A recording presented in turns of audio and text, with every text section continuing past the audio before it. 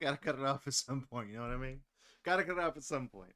Hey everybody, welcome to Gatorbox. I'm your host Draco. How's it going? You guys doing good? Man, Monday sucks, right? I had a surprise when I went into work today. I went into work and I noticed that as I rounded the corner to the side of the building where my office is, it wasn't as stifling hot as it normally is. And I stepped into my office and I was like, it's cooler in here than it usually is.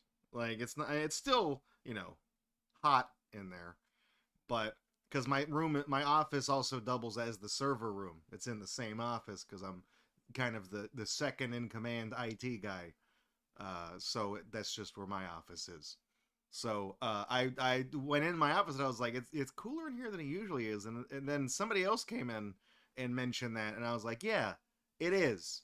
So I realized I was like, maybe over the weekend they actually had somebody come out and look at the AC. So I stuck my hand up in the little, like, there's two of the big like Kmart air vents in the ceiling in my office, and I stuck my hand in one of them, and it didn't really feel like it was blowing cold air, but the metal of the vent was actually, it was cold. So I was like, oh, okay. And then I went to the other one, and it was the metal was also cold, and it was blowing air just slightly. So like, oh shit, they actually got the AC fixed in here. So maybe by the end of the week, I'll just I'll be cruising. I'll be good. I'm really glad. Like I went to Ollie's over the weekend, and my favorite place to go. And one of the things they had there, it was like 14.99. They had one of those like Arctic Chill bullshit little desktop swamp coolers. It's those are they're total dog shit. But I was like, for $15, maybe I can just put that on my, next to me in my office and just fill it up every morning and use it. I was like, maybe I can do that. And I actually had it in my little basket as I was in there. And I was like, you know what? Nah, I don't need it. I don't need to spend the $15 on that crap. I was just the half price books and I spent $80 on fucking anime, so I don't need to buy any shit at Ollie's. Uh, so I put it back, and I'm glad I did because I would not have needed to have spent that $15 because it was cooler in my office. Honestly, as cool as it is in my office right now, that's probably what that stupid $15 thing would have been able to do. So save me some money. It's good. It's all good. Uh, but yeah, I took a 3-day weekend because I wasn't feeling well last week, so always more shit to catch up on when I come back here. Anyways, hope everybody's having a good Monday, and it's the official start of the work week. It kind of sucks. So I gotta say something. I'm gonna do a bit. I'm gonna do a bit. You like the Tomba shirt? Thank you. I got this from Limited Run Games. All right. I also got the Tomba Collector's Edition. I think I showed you guys the plush I got. He looks like a Muppet. It's terrifying. It's the very sleep paralysis demon esque is how I would describe him. Anyways, guys, June. We know about June, guys. Very special month. Very special month. I gotta say, I gotta give a special shout outs to everybody in the Mick DLT community, right? And I got a pride flag. I got a pride flag. Check this shit out, guys. Look at this. Look at that, man. Everybody, Gatorbox gives shout outs to everybody in the Mick DLT Q plus AI, the number two, another plus, everybody, right? So I'm talking about. It's. Is that a good bit? Is that funny?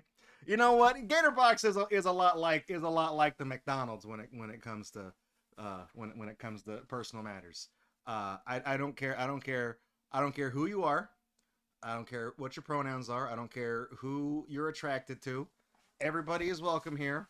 But the bathrooms are for paying customers only. Okay? That's so I'm just like McDonald's. Just like it. Just like it. Anyways, That's it. That's the joke I wrote. That's all I got. That's the joke I wrote. Yeah, there we go. Get those gay Bowsers in chat. Get those gay Bowsers in chat. Benjamin's like, are you loving it? Oh, me loving it long time. Anyways, on tonight's stream, we're probably going to be finishing WarioWare, the retro achievements this week. We're on like the last leg of the achievements. We really cleared out all the other ones. We most of them were knocking out like plot progression through the game to get through the game, and then they were. Benjamin's like, where'd you find that? Somebody sent me that. That's from an AliExpress viewer mail. Somebody sent me that flag. I've just been sitting on it this whole time. I did have it up at one point outside. It was a couple of years ago when I bought it, but I've just had that in my closet for the longest time. It's been in the prop closet where I put the stuff when I'm not using it. And I was like, dude, I can do that. Yeah, McDLT. That's funny. That's fun. That's comedy right there. Um. I'm a mixed sexual.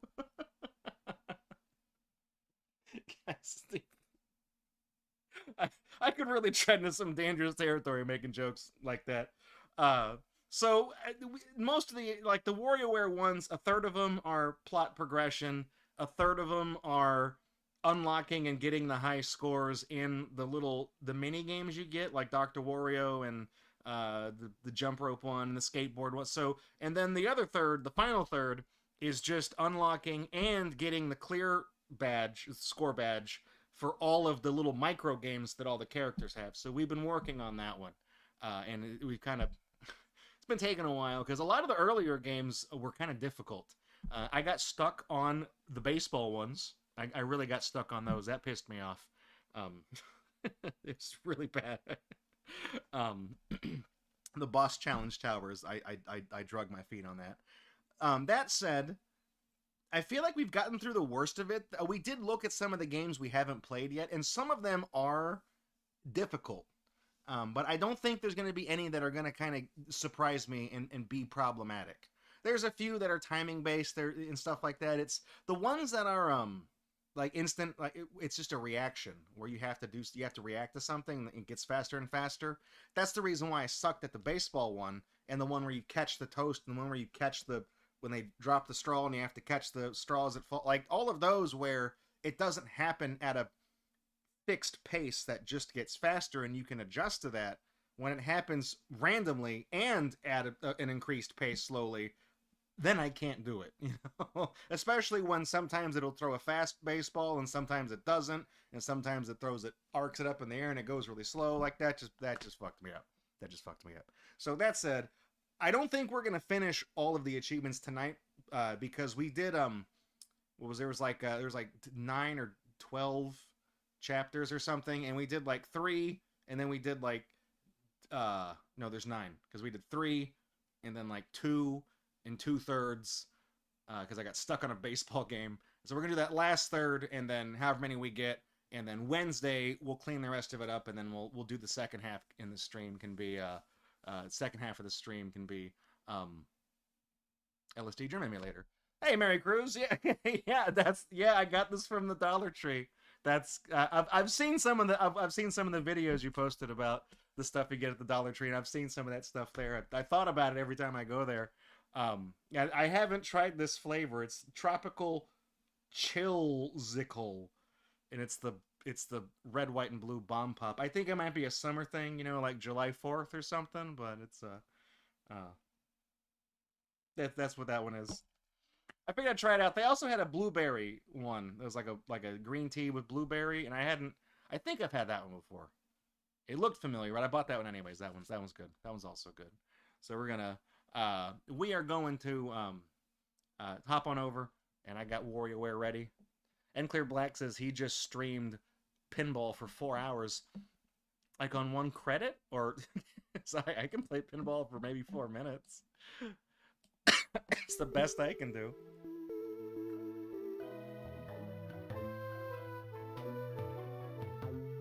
You know what I noticed? I didn't update this the last time we did a stream, so it's 23,680 points.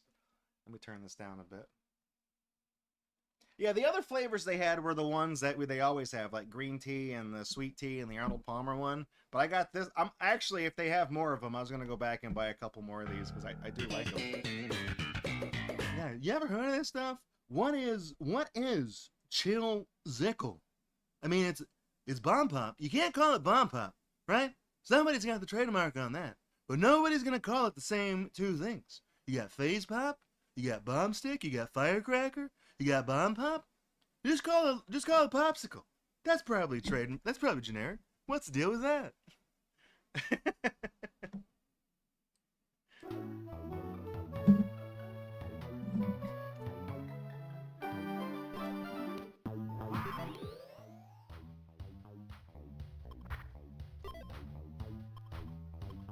We stopped on. Did we do all of 9 volts?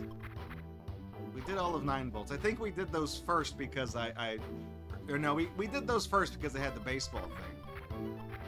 We did Mona's. We did Dribbles, right? Because So we're working on Orbulon. We haven't finished Orbulons. Because some of these are incomplete. And there's a few of them. We did the boss one though. I think we did that one last. I think the ones we did here were the ones that when we jumped ahead. This shit ain't nothing to me, man. I got a score 12 on the Dungeon Dilemma. I really do this shit. They must have amnesia. They forgot that I'm him. I think we did the ones that we thought would take the longest when we had time to kill. So long, Gay Bowser. Happy Pride Month, by the way. So long, Gay Bowser. So like some of these we had to do. We haven't done any of Dr. Krygor's yet. But I was looking at some of the ones that might be a problem here. This one the boss one's always going to take a while.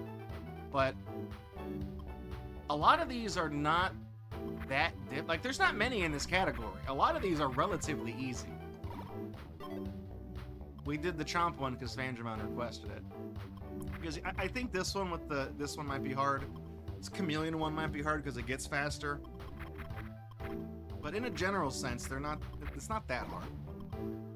So let's see. The way this one works, the Gearhead one, the Gearhead Fred, 10 points. You have to turn the guy to pull him up on the gear so he doesn't fall and get bitten by the monster. And this really just boils down to how many gears are there. If it's an even number of gears, I think you go left. If it's an odd number of gears, you go right. Because when you pull the cart, it turns the gear one way, which turns the other gear. You know what I mean? And they go inverse of each other. But I think you have to be careful because on the level 3 difficulty one, it will throw a gear in the thing that's not connected to the other one. So if you just try to count the gears really fast, you'll mess it up. We'll see. So like that's 3, right? Okay, no. So if it's odd number, it's left. Even number, it's right. Okay, there. Yeah, see, so see how that one's not connected? Man, that was on difficulty 1 they did that shit.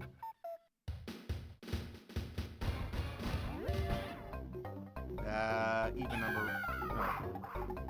Ah, damn it, the one in the middle wasn't connected. It was still 3 again. Ah, they got me. You gotta be shitting me. Right. I didn't. Good. Left. No, even number is right. God damn it. Shut up, DSP. You motherfucker. Right. The first try. First try.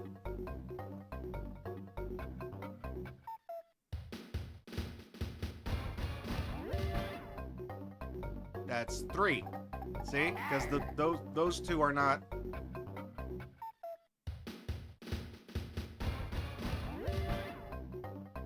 Six. Right. These always get me. Like I always like whenever left. I remember on the standardized tests for like science, I think it was science. Could have been mathematics. They would give you like that's only 2.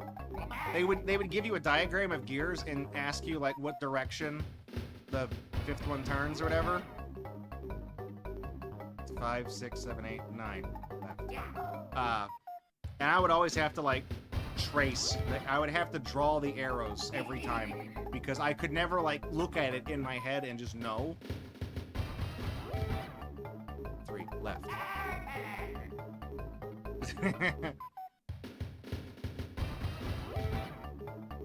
3 left. Geek Boy says DSP is always lurking there for when you fail a game. Hey, you should try typing out the abbreviation for "This is how you don't play." You should try typing that and see what happens.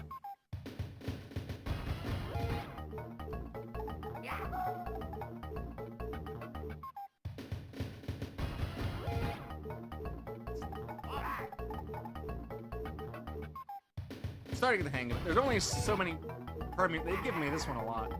There's only so many permutations of it.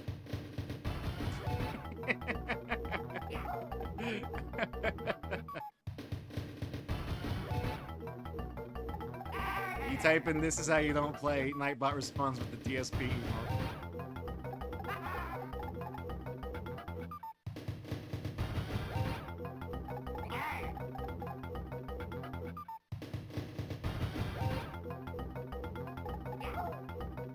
So really, there's only so many different arrangements. That's...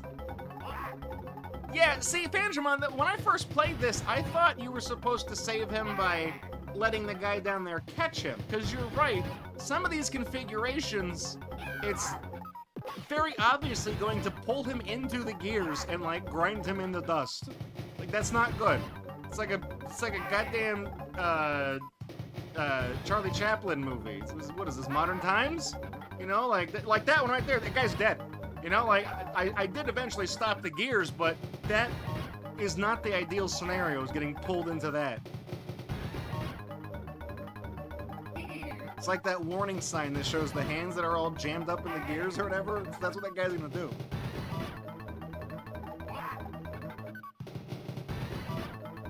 Holy shit, what is that? Okay, oh, there's only 3. Alright. What the hell was that? I've never seen that one.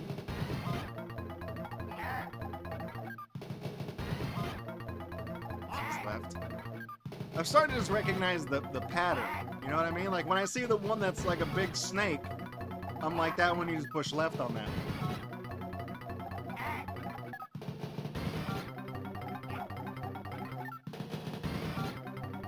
I feel like this one has gotten to the point where, yeah. I don't think this one, I messed up. I don't think this one's speeding up anymore.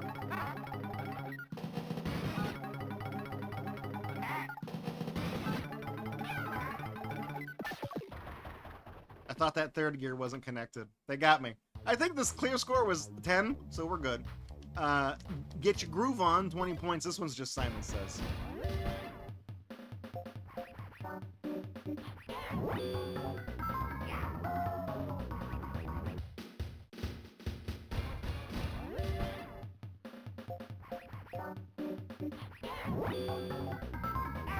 It is a cool dancing dog, though. Got those beats by Dre before they made those.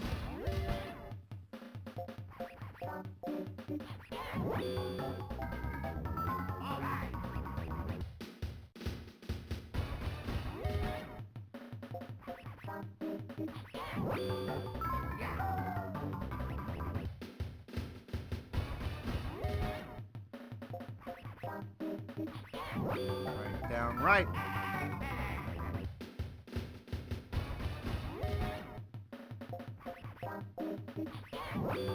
Right, left, right.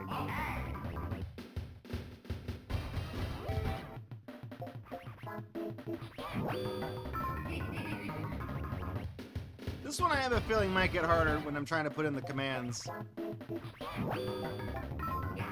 You know, you only get so much time. I might start flubbing the inputs. Now that I forget them.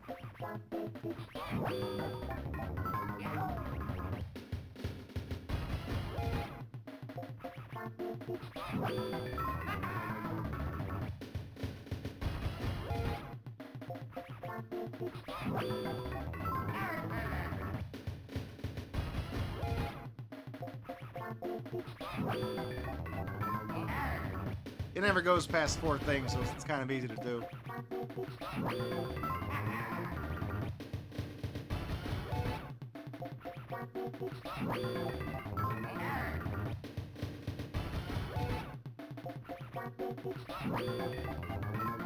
See, I feel like as it gets faster, I'm gonna run out of time to do that. Like, I don't trust that I'll be able to hit all the buttons confidently.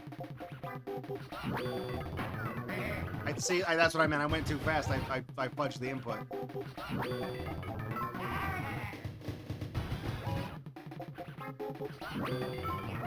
Sorry, we got it. We only needed 20, so we're gonna clear it.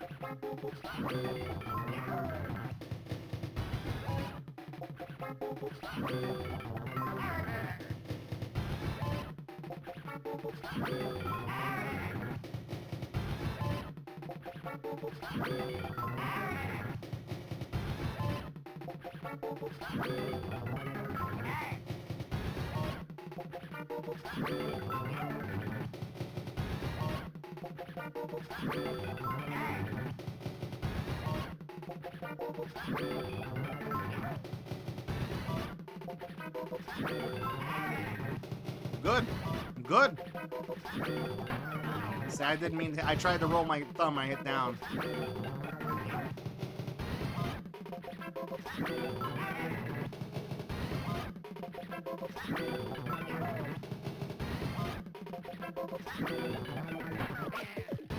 That time I fucked up. That time I actually fucked up.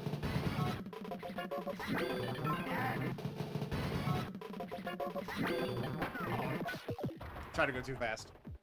I figured that's what's gonna get me. It's alright. This one, the Great Cover Cup. So this one you just have to get the coin.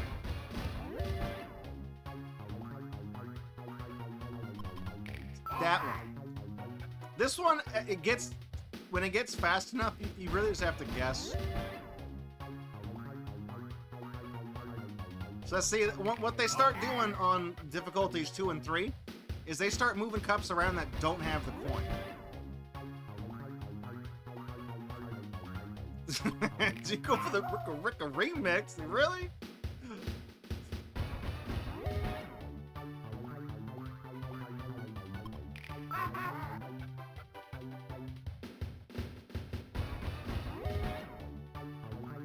So on level 1, the only cups that move are the ones that have the coin under it. On level 2, they try to distract you by moving the cup that doesn't necessarily have one under it. And then in level 3, they do that, and they also will sometimes reverse it mid-spin. I saw Hades Flame subscribe, but I need complete control. Otherwise, I'm not going to know where the penny is.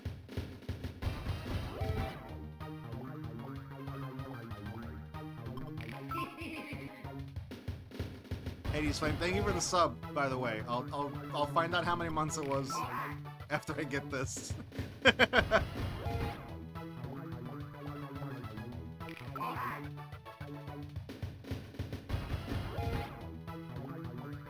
Also, as part of my undying gratitude for Hades Flame and his very long tenured subscription, and the fact that he redeemed the 1 million point thing, he does have his own chat command now. He's been immortalized with Nightbot.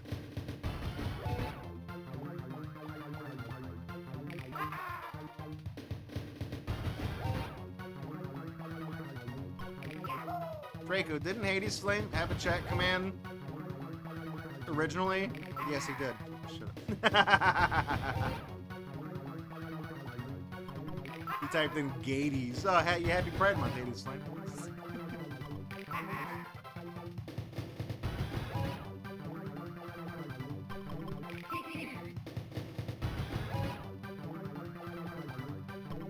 This is, like I said, when it starts moving really fast, I just, at a certain point, I just stare at the center of the screen.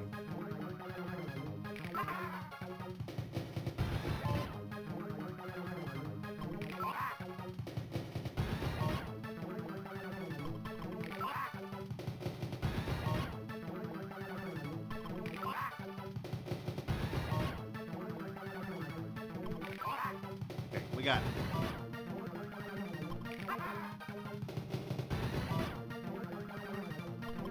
that one? Okay.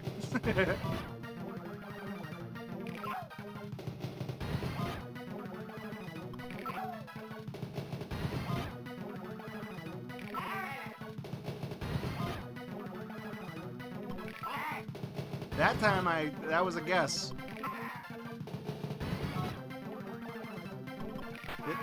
Damn it. You see how it starts? Yeah, damn it. It starts to move so fast that, like, you don't really know where it is. Especially when it only moves, side by side. When, I don't know. Fuck that, yeah.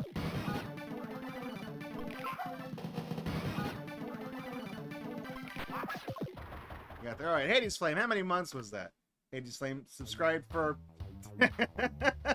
70 months. Thank you for the resub, Hades Flame. I appreciate it. He says the new YouTube mobile layout is absolute cancer. I haven't seen it. I don't actually. I think I have the YouTube app on my phone because it's Android, but it's stuffed away into a folder that I never have to look at it.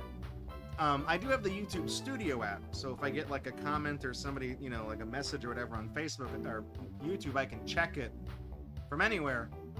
But I never watch anything on the YouTube mobile app because it doesn't. There's no ad. I mean, there's just nothing but ads. It's unusable. It is unusable to me. I've opened it up before on accident, looking for the Studio app, and I accidentally hit YouTube, or certain things in the YouTube Studio app will just open the other YouTube app because that functionality is not in the Studio. And like the video on top is an ad that auto plays, and the one under it is also an advertisement. And then like the third video is something that's actually from your subscriptions feed. And then under that is like recommended shit. It's like it's absolutely terrible. It's god awful. It is unusable. Unusable. Hey SNES, my name is SNES. I have come to see the program and have come to the realization of two things. One, I miss donuts, powdered donuts. And two, it is not only Pride Month, but also Men's Mental Health Month. So happy Pride Month and Men's Mental Health Month. It is specifically Men's Mental Health Month. So, whether you are a man or identify as one, the mental health is important. And if you're women too, you know, whatever. If you, it is specifically men's mental health, but I'm one of those things where it's like, I'm not gonna pick and choose when mental health is important. It's important for everybody at all times, 365 days out of the year. Okay, that's what it is. Four-leaf hover? Is that how you're supposed to pronounce it?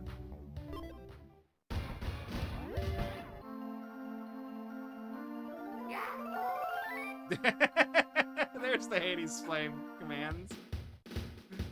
Congratulations, Hades Flame. You did it.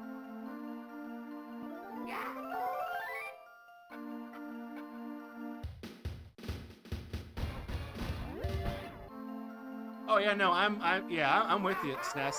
I use Brave on my phone, and on my desktop I have for compatibility with like certain plugins I use for things. I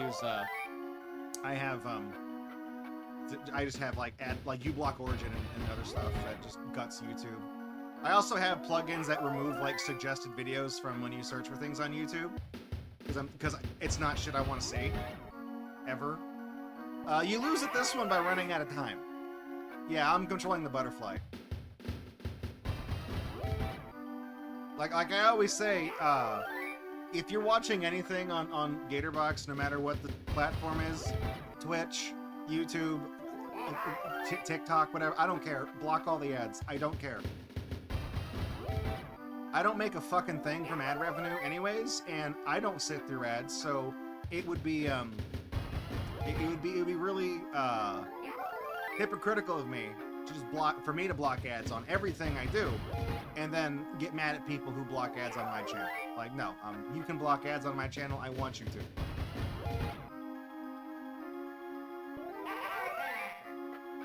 Like in 1 month on Patreon from crowdfunding on this channel, in 1 month, I make more in a month on Patreon than Gatorbox makes in ad revenue on YouTube in like 2.5 years. That's true. That is legit. So believe me when I say I don't fucking care about ad rev.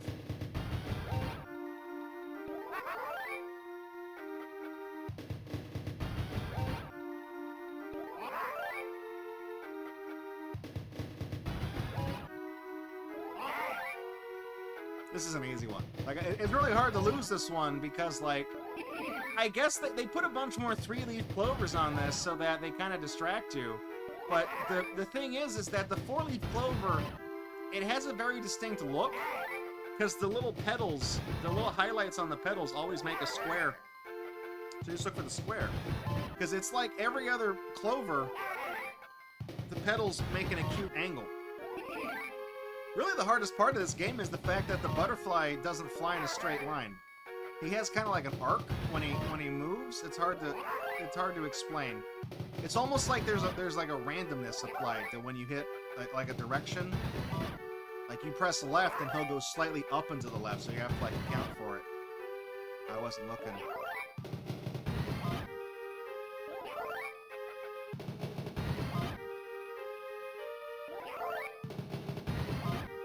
And if Patreon's not your thing, I have stickers for sale on Etsy that I need to make a video about. I need to make an announcement for. Get on the thing.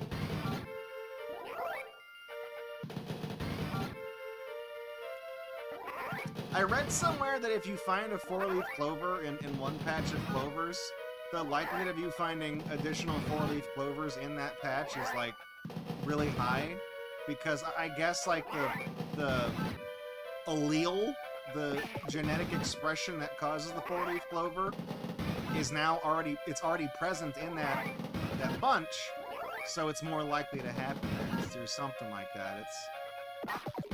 It's one of those things where the math, you know, makes sense.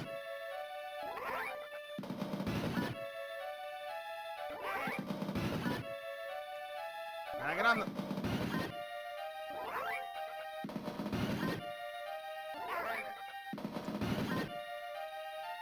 This game is done accelerating, by the way. It's not going to get any faster. I think once you hit like 42, I don't think it gets any faster. It just, you know,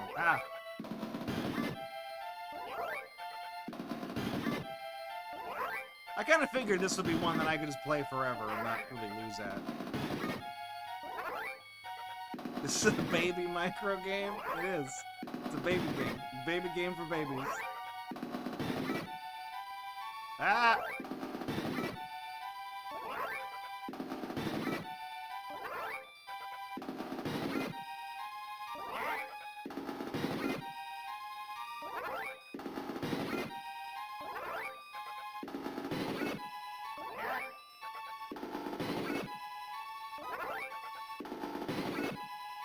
I would like to do a fake kind of thing for the stickers, like a little spot. I don't just want to do a thing where I sit on the couch and tell you guys, look at these stickers. Aren't they great? Okay, I've got enough points. I mean, I guess I could keep going, but the thing is that it's not getting any harder. It's just there's a limit to how fast the games can go, and I think we reached it. I got stuck talking about stickers with you guys and advertisements. Tip the scale. Got a big look at those big boys right there. Heavier. I'm also gonna do a video about figgies, the magnets. I want the Kazooie one, but it's dumb. You have to sign up on their website, on their like social media platform for video game magnets, just to get on the mailing list to buy one. They come out tomorrow. I wasn't going to talk about it until Friday's stream, because I was going to make a little, you know, I was going to kind of joke about it. But, I joined the website. I was kind of pissed off, and I was like, really, I have to jump through all these hoops to get a fucking Kazooie magnet? And, when I registered on their website, I just tried to see what I could get away with, because it seemed like it wasn't implemented or designed very well. And, so I found out that you can basically put any URL in your profile, and it doesn't check. So it says, like, you know, link on your profile, right? For your homepage link. So I just typed in the word Zelda. Not .com, not nothing. I just typed in the word Zelda. And it tried to turn that into a hyperlink, and it doesn't work, of course. And then I was like, well, can I put in, like, whitehouse.gov? Yeah. Can I put in clownpenis.fart from the SNL sketch from the 90s? Yeah. And then I was like, oh, okay, well, in my About Me section, there is a limit to how long it can be, but it doesn't force any line breaks. So it can only be like 3,000 characters long, but if you put 3,000 characters in a row with no spaces, it'll just break the page and make it scroll all the way to the right if somebody wants to read your profile. And then I decided to see, like, what could I get away with putting in my username that would fuck everything up? Like, I tried to put emojis and stuff in there, and it wouldn't let me do that, because the whole alphanumeric only was baked into it, just because that's been a web standard for a long time. So I was like, I know the person who's in charge of this website, his username is like Chief Figgy's Officer. Would it let me pick the username admin? Yeah, it did. So if you look up on Figgy's, you know, at admin, that's me. My profile name on that website is Draco from Gatorbox, because I wanted to see if I could make it really obnoxious, and also quotation marks don't display correctly on the title of the browser when you put them in your name. They also break the previews on Discord if you try to link to something. I was trying to see what I could get away with breaking on this website, because all because I was... Oh, I did it wrong. All because I was pissed off that oh man, dude, I'm really fucking this up. Small, still big, but very small voice. Yeah, I figured you want the Tails one.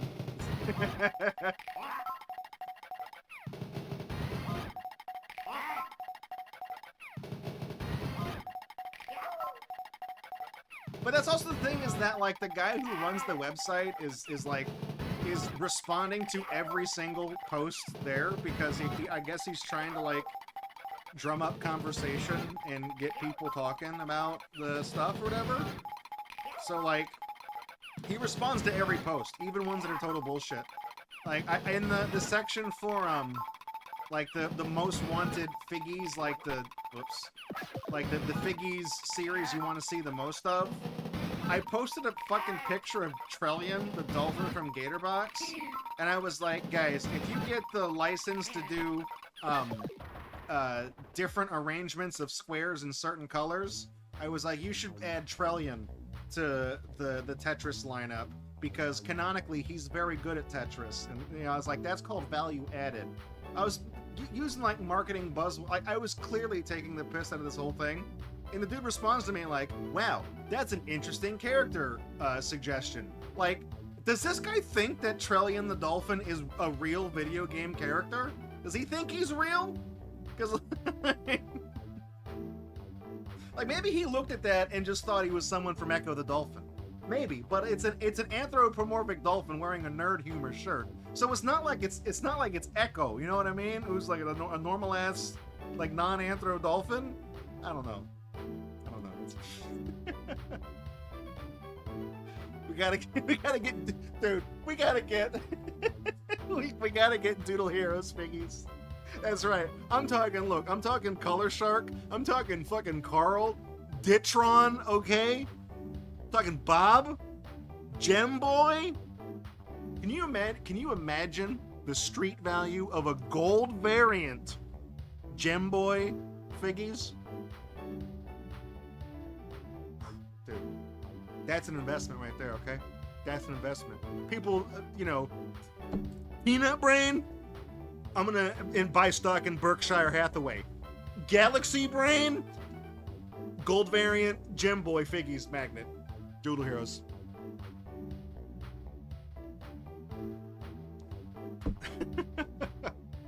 This one's gonna kill me. This spot difference one. How many points do I need? The real McCoy.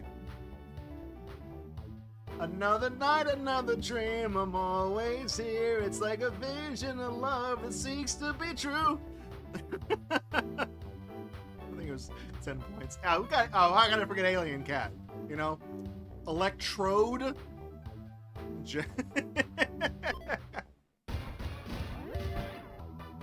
So, like, see, that's the normal Game Boy, and then the one it prompts you with is all the normal ones. But eventually, they do start showing you the wrong ones. Like, see, that one, They show you the front and back. So, and then you don't know which one they're going to show you, whether it's going to be the front or the back. It's like, that's the normal one. It was different. Oh, the screen was fucking squished. Damn it. I really don't like this one. Normal.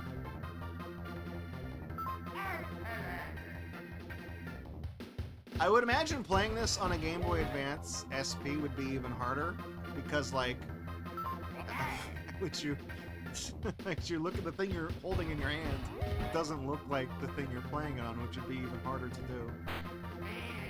Oh, they turned it. Oh, damn it, they rotated it. See, they do shit like that on this one. What was who fucked it? Oh, the D-pad was an X. Motherfucker. This one's easy because they just put buttons on the back. They fucked that up. That's an easy one. What did you do? What did you do? Whoa. I didn't even see what was different about it. That's the thing. I look at that, I'm like, I don't know what those are. Those are all the same.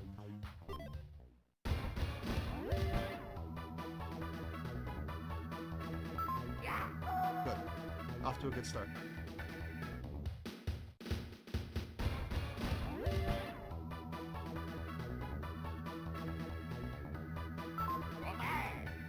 That was a tricky one, because it's either a square or the spike, the triangle.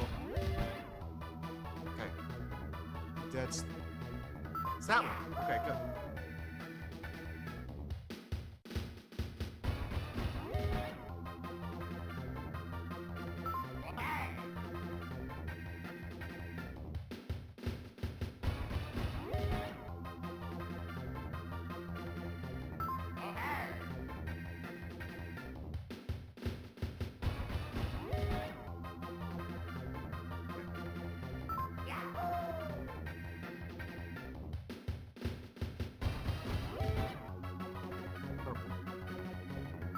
The thing, the fact that they also have different color, I think they only have 2 different color Game Boy Advances.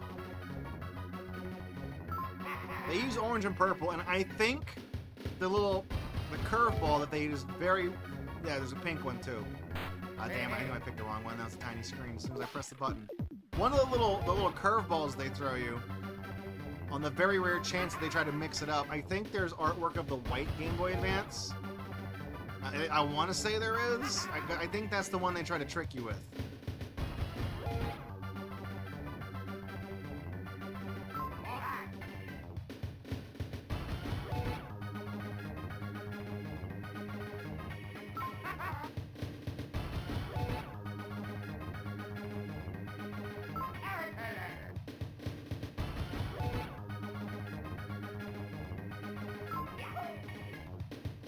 I knew that one had to be right because the other 3 were wrong.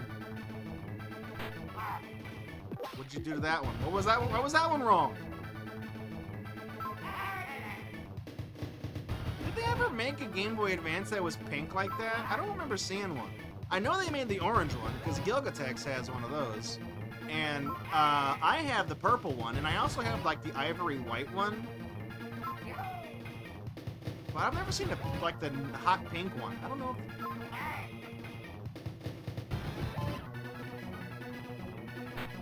yeah, they fucked the screen up on that one.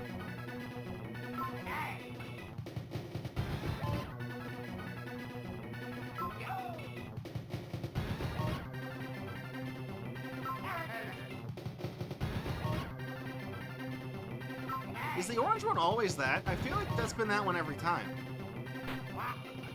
That was a squish screen one. Ah!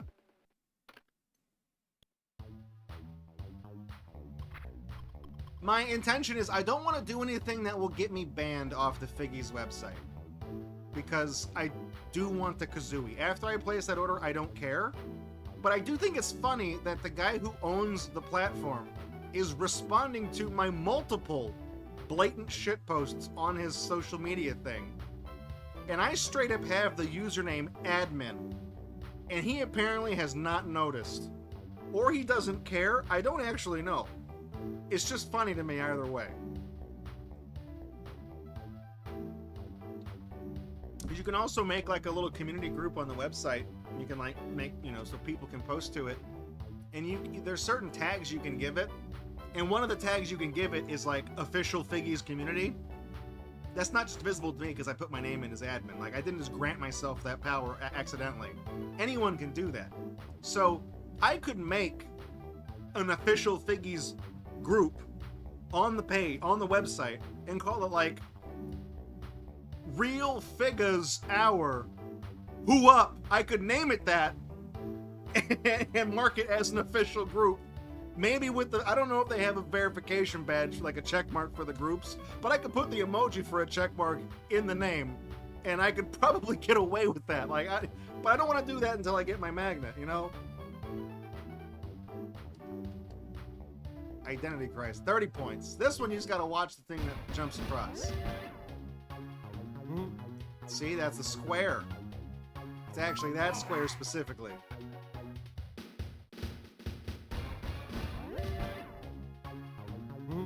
Broccoli. Look at all the things on that screen that Fandramon doesn't like.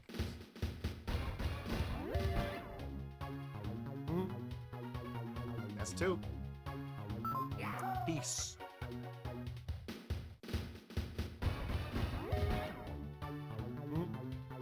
It's like a square, but with the T block in it. Yeah, that one.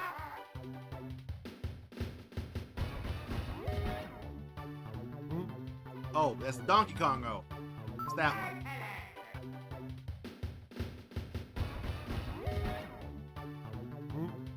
Candy? Yeah, candy.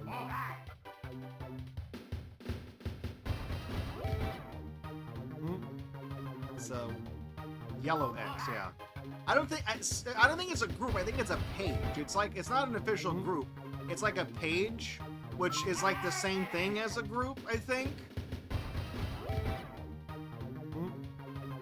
I think the only difference is that the groups are always displayed on the right side of the screen. So you can, like, I don't know, get the latest news or something. Was that 3 fingers? But I think pages are ones that aren't displayed on the right-hand side, but anybody can make them. And if you search for them, you can join them. I don't think anybody's made pages yet, though, because nobody cares. Like, they have a section on the website that's... It's like a bootleg... It's called Reels. It's like a, you know, TikTok, YouTube short knockoff. There's one video posted to it, I think. It's like, it's not even Figgies related. It's like some stuffed animal that's underwater or something. I don't know. Broccoli. It's broccoli. I want that one. Ooh, piece of candy. Ooh, piece of candy.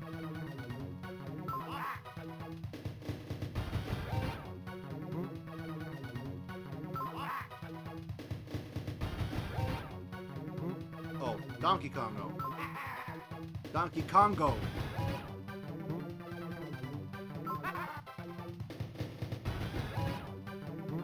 Grapes. Got any grapes?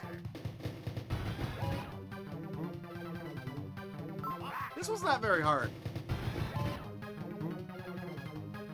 I feel like this is also one that, like, well, it is still getting faster. I think the cutoff for speed is, it's like 42, I think.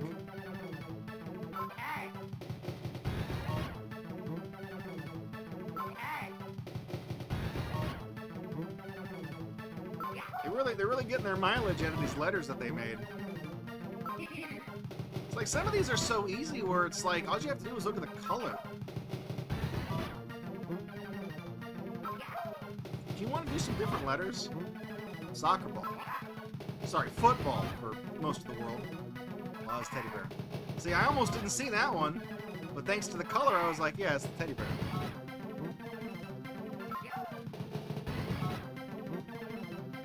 Lego. Actually, it's not a Lego. That is a non-copyright infringing building block.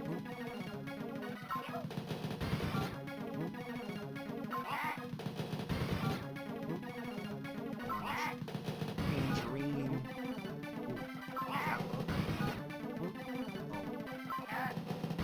It's getting fast now. It's to the point where it's like my reaction to clicking the answers might be what gets me here.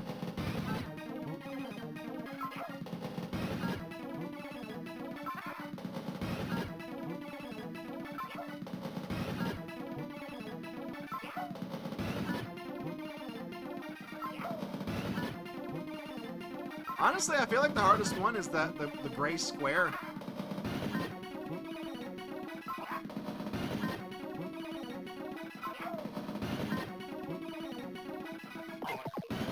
It was the onion, wasn't it?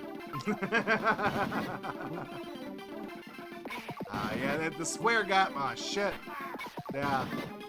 They knew it. They knew my weakness. I told the game my weakness, and it exploited it. Broccoli. Lemon. Another lemon.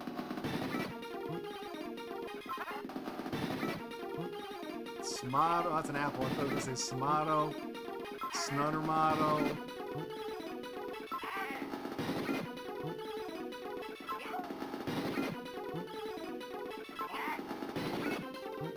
We're getting 69 points, okay? Some of these I don't need to play for as long as I'm playing them. This one is Electric Groove Fish. This one you just have to thing, right?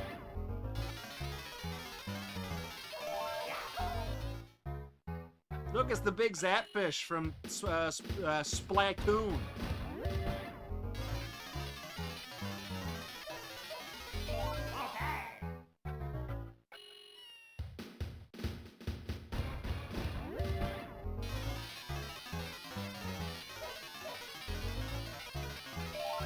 I tried to see multiple times if you could take a shortcut there.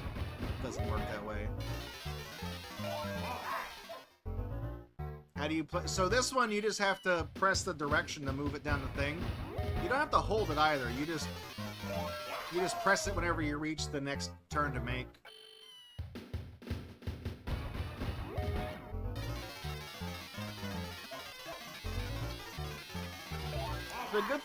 The thing I like the most about this little mini game is that, like, when you're playing it, it doesn't make an annoying sound or anything like that. That's what I like about it.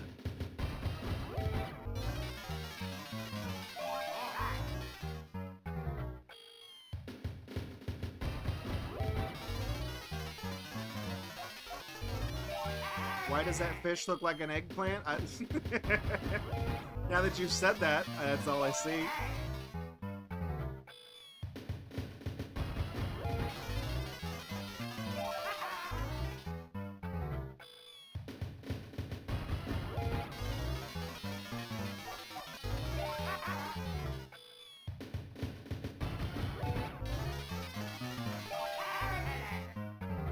Bueno. So one thing I've noticed about this minigame is that the first move is always left. So you just start it by mashing left.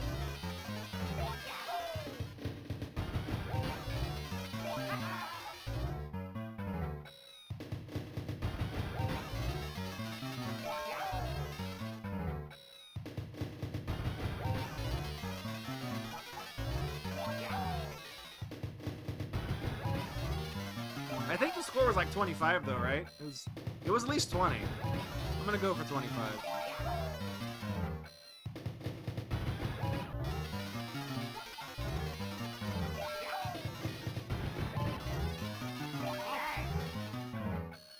Can this game shut up? Oh, whoops. Can apparently go back. No, it's good music. Listen to the electronic noise. Guys, this is Aphex Twin's greatest hits, okay?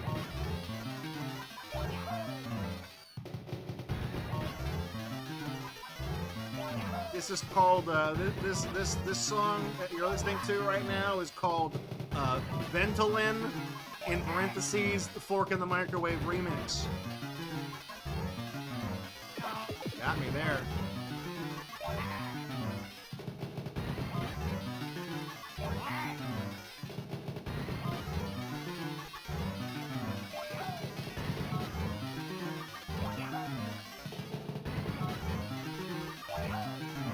It really is a terrible sound, isn't it?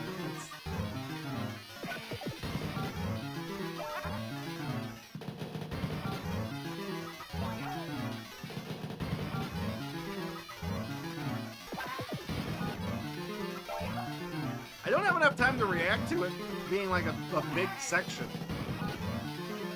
No!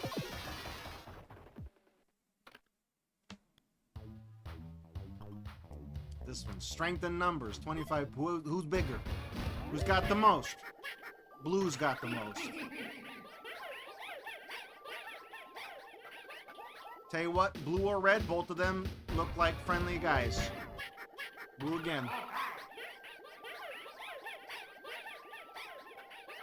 I like all of them. Red. Dodges barely.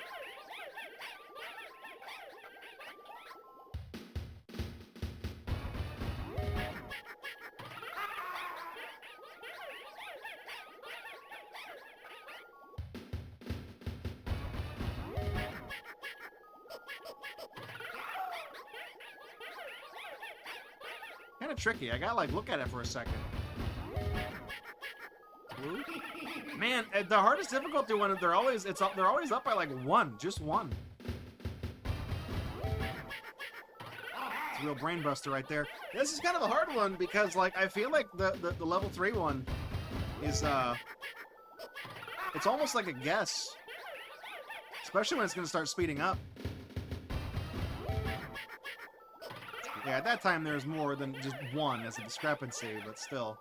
It doesn't always do that. Like that one, there's one, and that's level 1. There's also only 4 guys though, so it's not really a problem. Wow, holy shit, they were up by what, 9? More of that, please.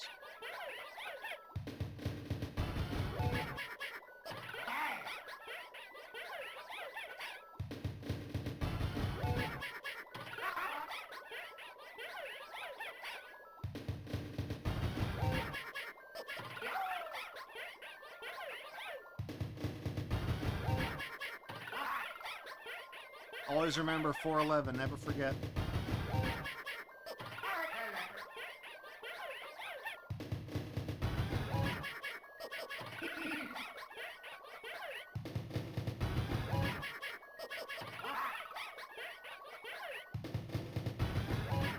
Uh-oh. I think we're getting close to... okay. Man, I almost flubbed that. I think we're in the clear. I think we're in the clear.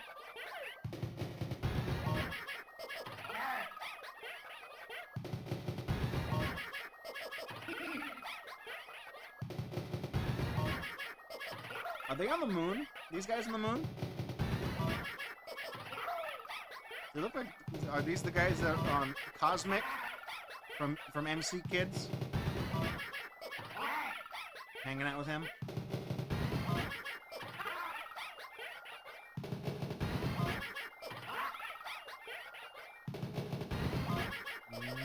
Red.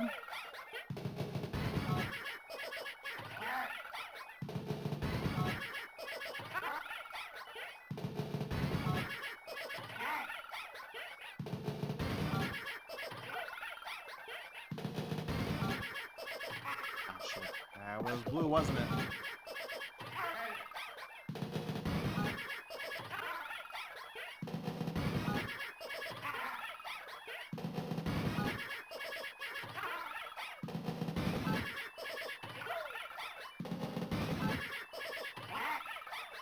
I feel like we're at the point now where it's not gonna... Ah, damn. It got me. Got me. It's not gonna get any faster, I don't think. Ooh, man. The ones where it's just off by 1 are the ones that actually keep getting me here.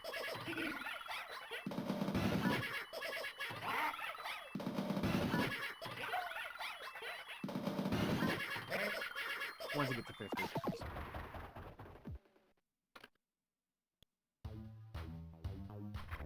Here we go. Caterwall. Anyways, here's Caterwall. Find the cat. There, found him. Found the cat.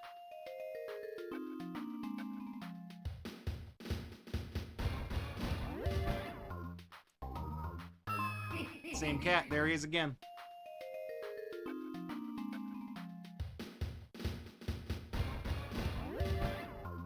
Black. You've been caught in 4K.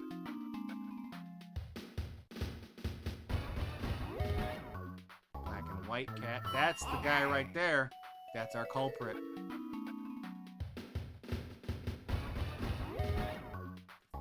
Who's that? Garfield? Garfield?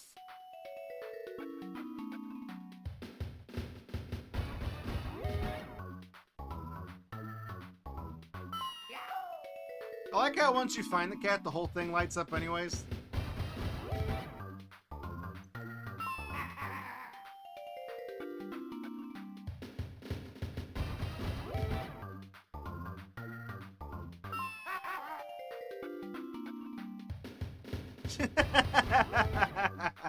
Benjamin's like, fine, at least 15 cats.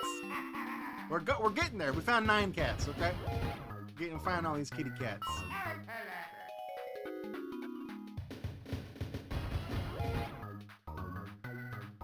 I want to pet all the cats. I like them all. They're all good. They're all good boys.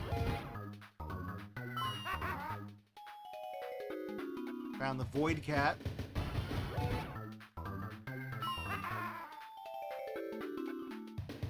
They haven't made us click on the brown cat yet. Both the striped brown one or the brown and white one. I haven't found that one yet. There's also like multiple kinds of calico. Oh, there's a brown cat. Yeah, see, there's a calico that has like yellow spots up there too. It's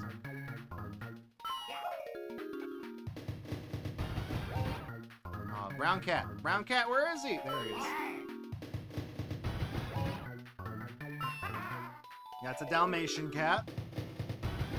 I know all the cats. Here's the sickly looking calico that has like poop stains on it. I don't know what that one is.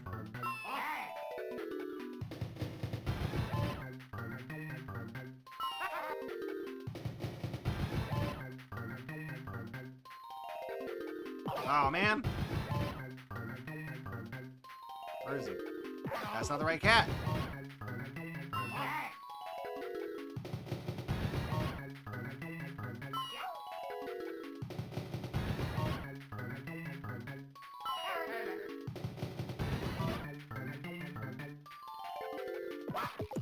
I clicked on him.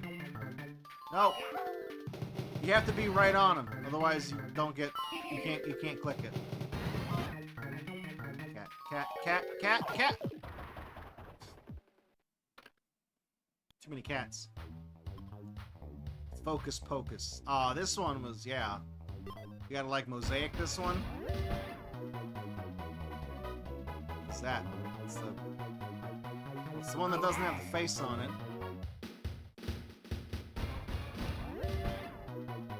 That's goat seed.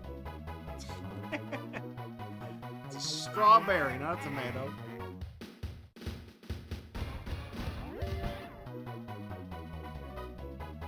It's a spinning strawberry.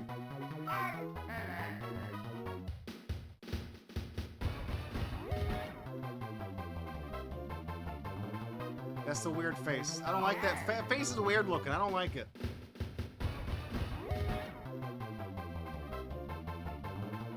Dog. That's the dog. They're both dogs, but it was that dog. Spinning dog. That Dalmatian looks like he knows something.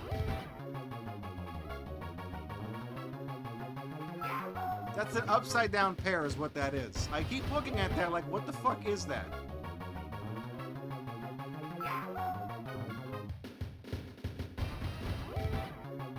Speed!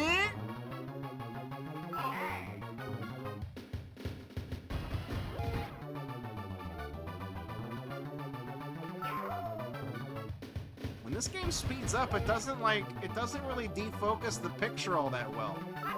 Like, when it goes too fast, it's like skipping frames of animation to do the... like that? What the fuck is that? That's the pear. Tomato. I really only know that because of the green on top is the darker green. That could have been a butt for all I know. I don't know what that is.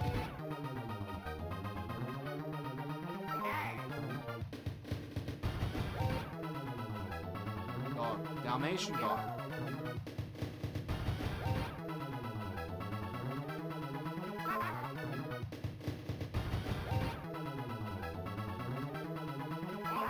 like the spinning strawberry. That's a good one.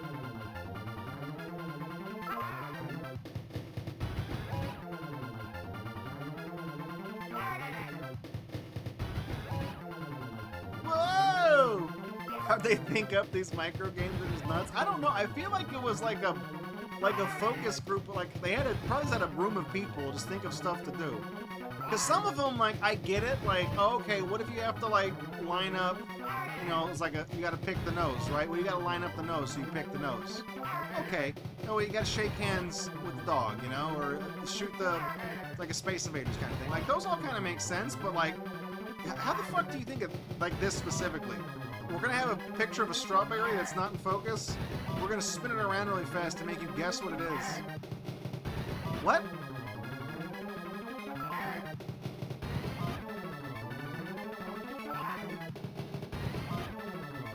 Oh, the dog.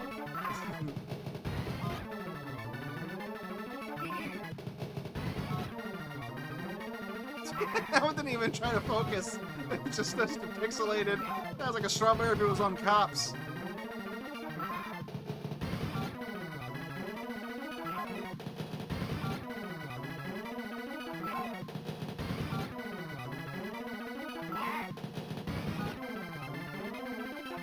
It's kind of funny when it just doesn't do anything, you know? Jesus Christ, like, if I didn't, at this point, I'm guessing I'm based on, like, can you guess what this is with, like, 2 pixels?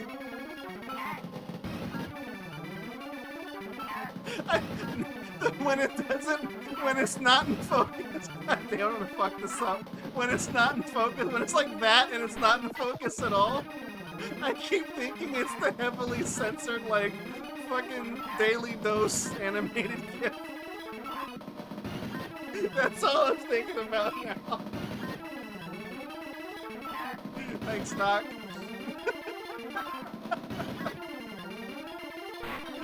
Shit!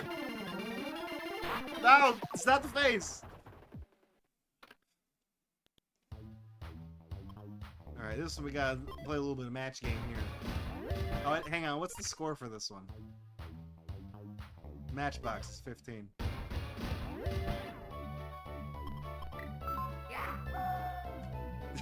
Sergeant Kirby's like lewd. Hey dude, what's going on, man?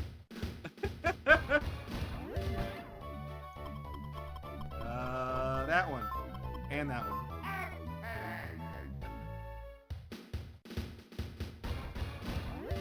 Yeah, some of these games, KVM, I could theoretically just play endlessly, because they do plateau at a certain point where they stop getting faster. It's like, it's around 42 points is where they just can't go any faster. I don't know if they can't, they just don't.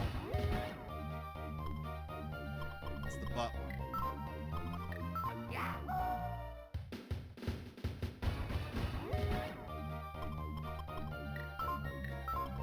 Mickey Mouse? Did you ask Disney about that one, Nintendo? You were listening to the audio, now you know what that was. I mean, hopefully if you Googled it, you got the censored one that I mentioned.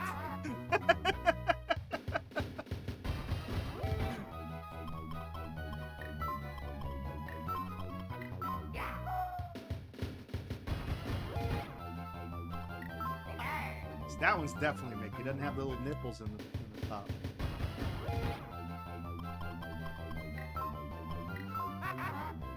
That one on the upper left that looks like a slope with wheels on it reminds me, I did a science fair experiment where I was like, does the number of wheels on a vehicle like increase the traction? Does it increase like drag and make it slower? And I remember like doing this whole thing where I built these little Pinewood Derby cars that had like 2 wheels and where is it? I built these little Pinewood Derby cars that had like 3 wheels, 4, 6, like 8 or something like that. And then I built this little ramp to like run them down to see which ones went farthest or which ones, you know, how fast it took them to go down the thing. I did all these little tests, but I didn't get any like conclusive findings on anything. So when I had to present my science fair project, I brought these like everybody in class liked the little presentation I did because they thought the cars that I made with my dad, because we just bought the little sets you can get at like the Hobby Lobby. We put all these cars together, but we did them like wrong on purpose because some of them had more wheels than they were supposed to. Some of them had less wheels than they were supposed to. People just thought they were cool looking cars, and like nobody in class gave two shits about what the project was about. They just wanted to play with the cars and ask me about the cars. And the teacher was like kind of in on it because he was also like, well, I mean, when you did your experiment, what did you find? And I was like, I don't really know. Like some of them, like this one went further than that one, but this one's got more wheels than that one did. And this one has less wheels and it went the furthest. So I was like, I don't actually know what I found. But I built a bunch of cool cars.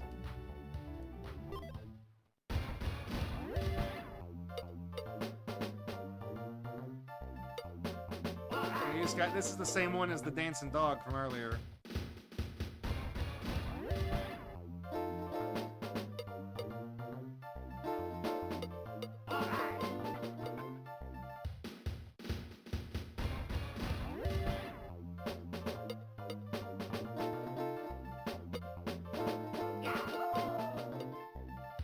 Gotta get 20 points on this one.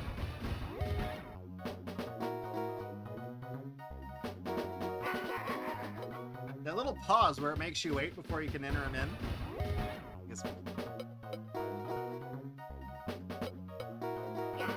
The most distracting thing about these little animated characters is that when they move, like one little thing on their character lights up with a certain color. Like it's the flower shirt on the guy on the bottom, the top of the guitar on the guy on the left, the crown on the guy on top, and I think it's the drumstick that the guy on the right has the cowbell.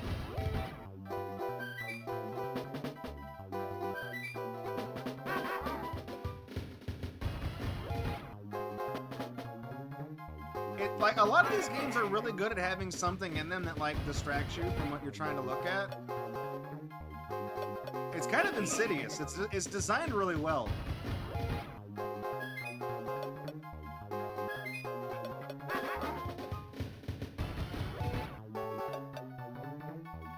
I was never good at Simon Says.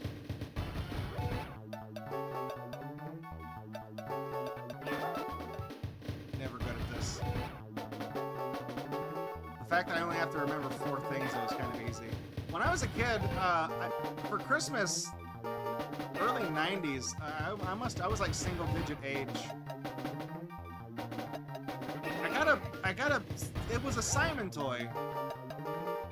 It was called a wizard, but it's not the thing that looks like a red telephone with the lights on it. It was like a purple thing, and it looked like Simon because it had like the 4 buttons, and they were different colors. I want to say it was called like a micro wizard or something, or the mini wizard or something. And it was a Simon Says thing. And I remember one day, I was like single-digit age. I got really obsessed with like wanting to see how far I could get with that thing. So I got out a sheet of paper and some colored pencils.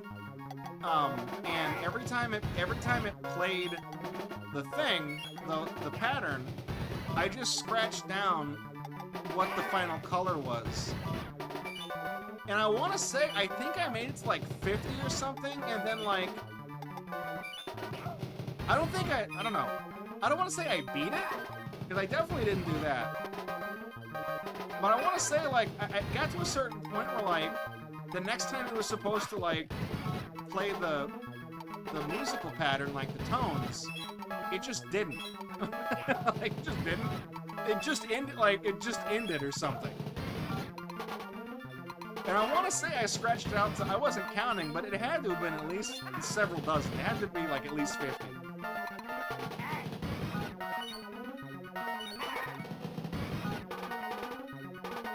I guess I don't know, I don't want to say, like, I don't know if those things have, like, memory, you know what I mean? Like, onboard memory that, obviously it has to remember what the pattern is so it can tell you if you got it correct. But it must have like bytes of memory if it has like onboard memory. You know what I mean?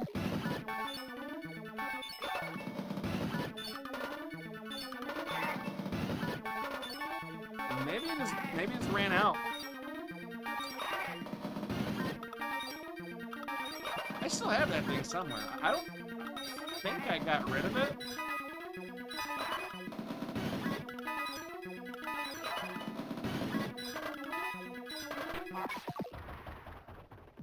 If I could find it, I'll do it again on stream. Oh, there it is. Got all of Orbulons. I'm gonna move on to Dr. Krygor. Now, some of these are pretty easy. Like this one, you eat the banana, you mash A.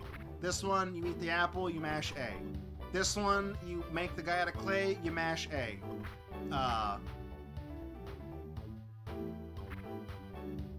Those are all the ones where you just mash A, but they're not very hard.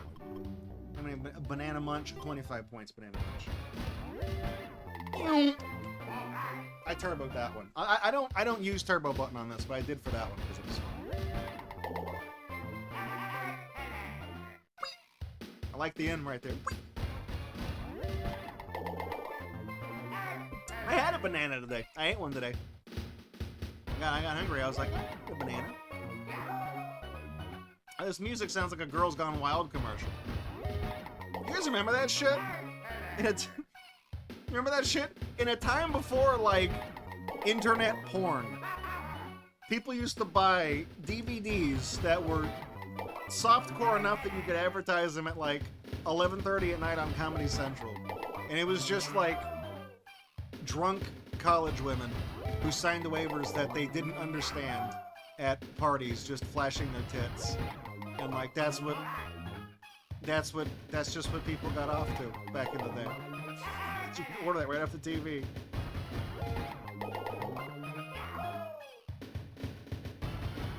I think these days society is so brain rotted on adult media that, like, girls they probably have that in the fucking kids section at the video rental store now.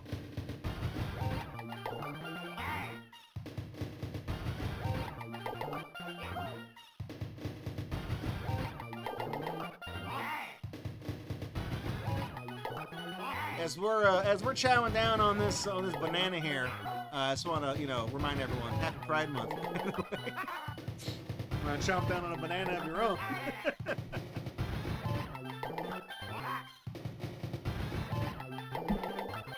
Hey, you're right. Hey, disclaim what rental store? I don't think there's any more. I think Family Video. COVID did Family Video in.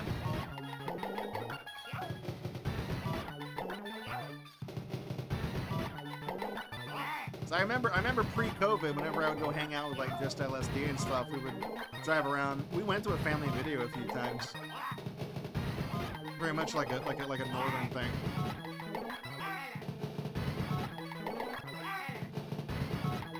Yeah, banana.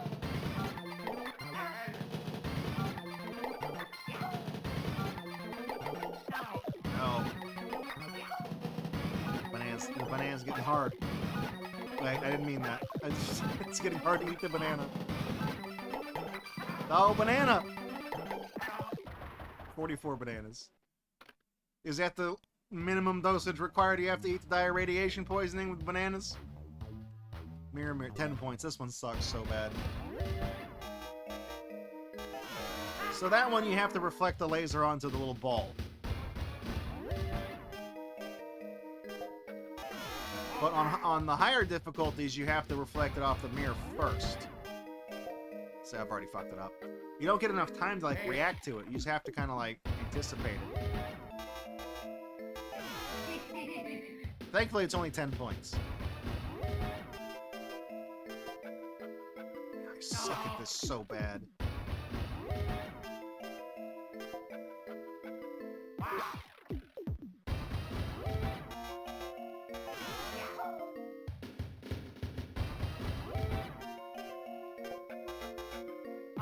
Taking too long to line it up. Like, I'm waiting. I want to give it a couple of passes so I can, like, time it right, because otherwise if I just try to react and guess to it, the thing with this one is that what really trips me up is that because it's a little laser hitting like an angled surface, see, that's me trying to go fast. like it reflects, it shows the reflection as it crosses. So it looks weird to me. Oh, I actually could have gotten that one. It just looks weird to me because like I'm not anticipating it to, when it starts to move and bend weird, you know what I mean? Like I can't really explain it. It just makes me panic when I see it reflect off the mirrors and I'm like, oh shit, I gotta hit it.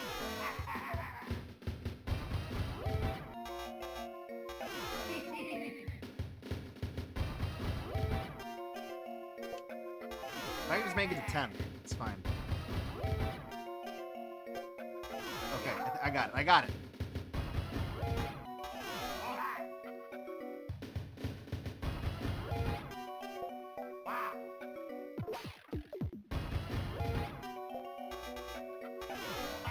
How the hell did I do that?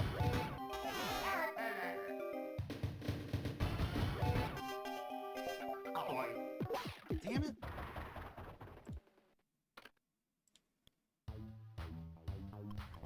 This one is just the wrong way high. This is just, you have to like, this is the dodge the car one again, right?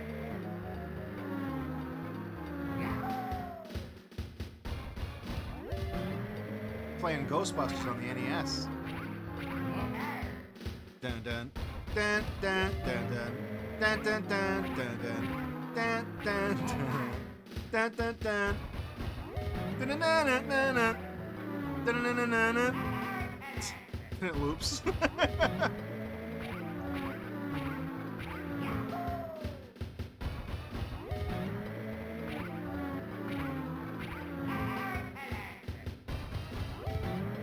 What's funny about Ghostbusters on the NES is that, like, you can say, like, it's as good as the Atari 2600 version, which is not necessarily a glowing comparison to make when you're talking about a game on the fucking NES.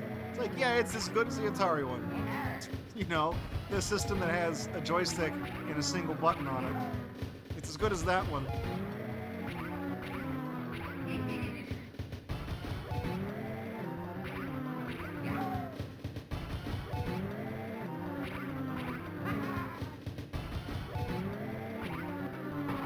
Damn, oh shit, you flip over when you get hit.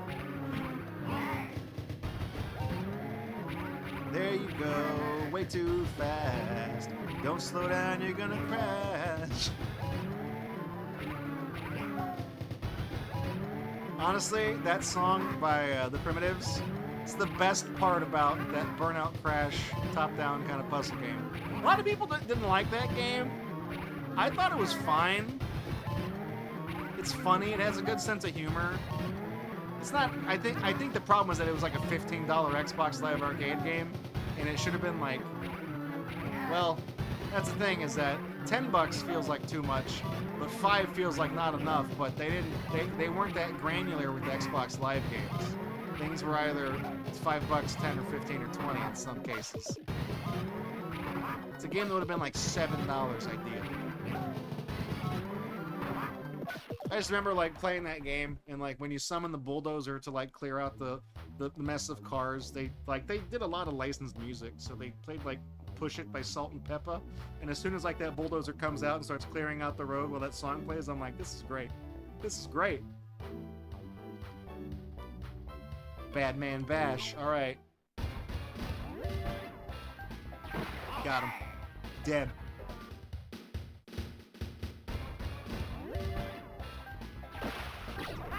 I'd play Burnout Crash on stream. The problem is that it's just one of those games where it's like, I'd have to play it again. It has been a while. I feel like it's one of those ones where it probably hasn't aged as well as I think it has. Because I played it when it was brand new, and that game came out in, what, like 2009 or something? I don't know if it's specifically Kamen Rider, but it might be trying to, like, invoke the same kind of look. That's the impression I get, is that, like, especially, like, the little black shadowy guys. Aren't those what the bad guys in that show look like?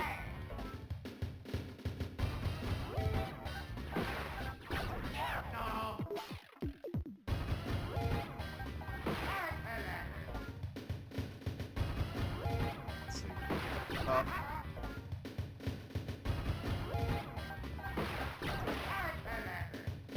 Yeah, I definitely think that the motif they're going for is at least like that 1970s, early 80s kind of like Japanese superhero action type thing. I definitely think it's what they're going for. Especially with like the colors of the suits they're wearing, the costumes.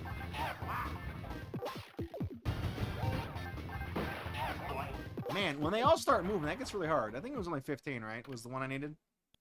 Yeah, we got it. All right, here we go. Dropping the thing. Very, very good. 20 points. You gotta decorate the cake. Boom, look at that. Close enough. Throw that in the cooler at Walmart. No one will care. The people who buy cakes from Walmart with the intention of eating them do not care what it looks like. Case in point. Put on a Ritz cracker. Who fucking cares?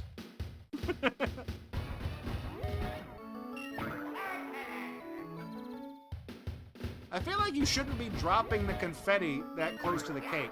That's gonna get on the cake. That was always the thing, like at birthday parties. I was always kind of weird about it, because like, I know like, oh, perfectly center, nice. I was really picky about food when I was a kid, like, more so than I am today. Damn it, I blew it up. I remember being at like birthday parties as a kid, and whenever they would cut the cake, I was like, don't cut me a piece that had the candles on it, because you lit them, and then like the fucking wax got on the cake. I don't want to eat that. So I was always a little dick about stuff like that.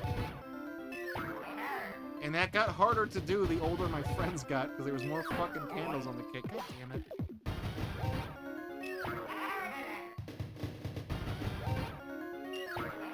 I like it when you hit it on the side and it kind of like, well, really? It kind of like, it crushes, it crumples the side of it, like slides off.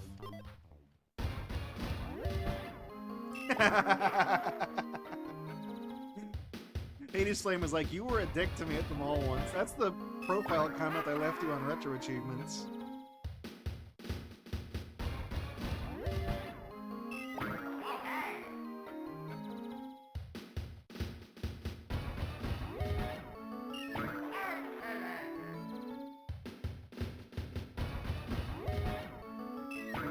Do you guys know the internet cultural significance of accusing somebody of being a dick at the mall? Do you guys know why that's a thing? It has, I mean, it's not really a thing anymore. It hasn't been for like 20 years. But it was, if you look up the list of people on Something Awful that are banned, the very first public ban reason on the Something Awful message boards is that the person who was banned was being a dick at the mall. And it's like, it was a test that was run to see if the system worked.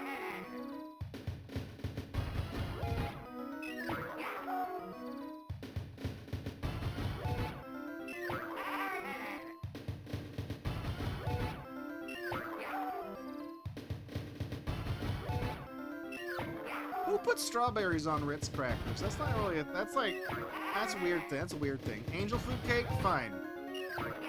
Devil's food cake? Fine. 100 calorie pack? No.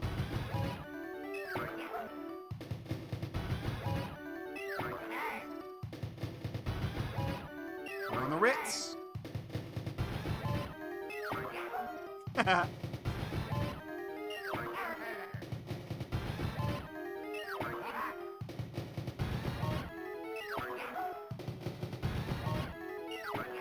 All it took was one play at this for me to get the timing.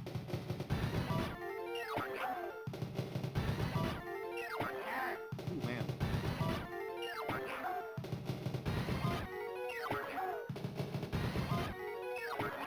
The thing with this one is that the cake... Oh, that time it got me. I tried to go too fast.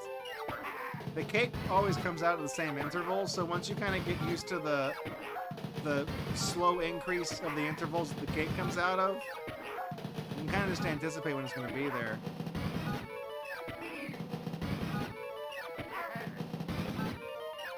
And now we've reached terminal velocity.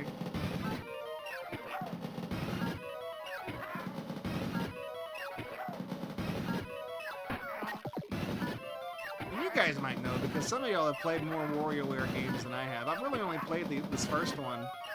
Did they ever, like... Did they ever fix this? How, like, some of these games, as long as you can get the timing, like, the muscle memory down, they just keep... You can play them endlessly? Catnap. 10 points to make the cat go to sleep. Snoozing! Caught you snoozing. You just have to press A when he goes to sleep. Oh no!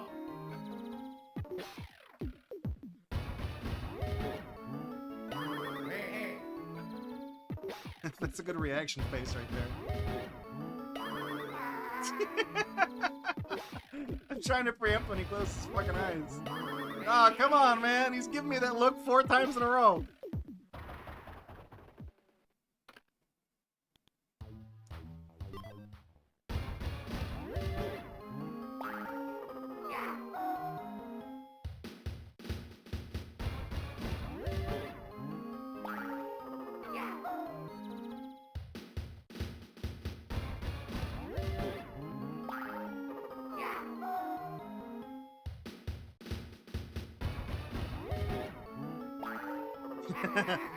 EP%. I really like that. That looks like a funny... That fucking face he makes. Like, when his eyes are squinty like that, it reminds me of that stupid... That meme of that fucking cat that, like, has a knife pointed at him and he's, like, making that... He's making that face. He's making that face.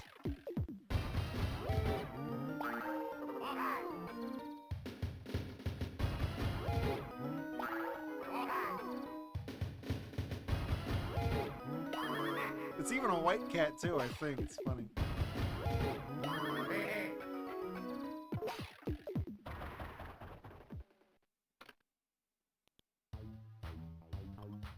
This was... Oh, how many points do I need? Make my clay. Let's see, let's do that. It's a cool one. It's like a Nox cartoon. You guys remember Nox?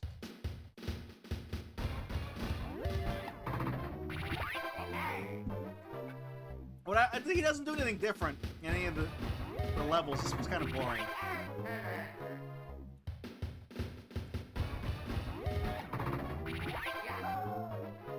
Clay fighter, clay fighter, come on fight me if you dare. Ooh, clay fighter, clay fighter. I remember when I was a kid, my friend Casey and I, we used to like put that game on just to hear the fucking theme song. We would just dance to it, dude. What's funny about the vocal samples to Clay Fighter on the SNES is that if you let the title screen... It's one of those games where, like, if you leave it on the title screen, it'll keep playing the title theme, and it never goes to, like, demo mode. It'll just keep playing that song. But what's funny is that, like, the vocal samples are not... They're just off by a couple of beats. And I guess, like, the code that runs the vocal sample track is shorter than the theme song, the backing music. So if you listen to the Clay Fighter theme, the voices already sound a little bit out of sync with the music, but if you let it play through, like, only a couple of times, it gets way off really fast to the point where, like, it'll, like, the vocals will be going and it will not match up with the song at all. Like, we found that out real fast because we would listen to it for, you know, minutes on end and quickly realize that, like, wait, hang on, the song sounds like it's fucked up.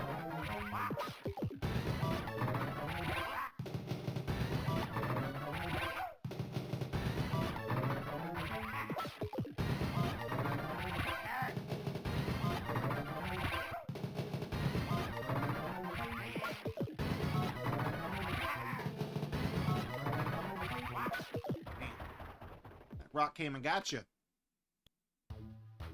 Alright. This one is the Rough Puff. You just have to time your A press. Oh. It's too late.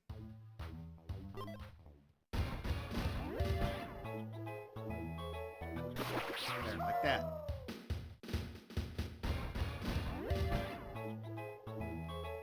The biggest thing you remember about Nox was the Nox song, even though it wasn't made by Nox. Oh no. Oh, you get 2 shots. Okay, good. It's like I did watch his channel on Newgrounds a really long time ago. He was also an early YouTuber. Apparently he was successful on YouTube, but I never watched any of his channels on YouTube. Because by that point, I kind of moved on.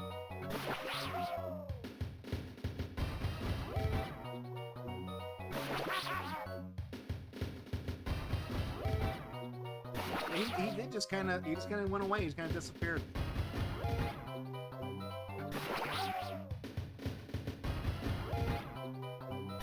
It's also entirely possible that he is still around. You know, he just changed his name and is like, yeah, whatever.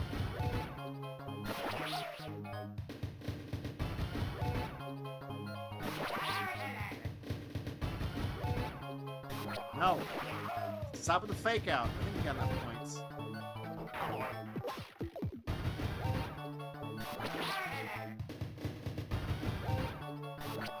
Ah.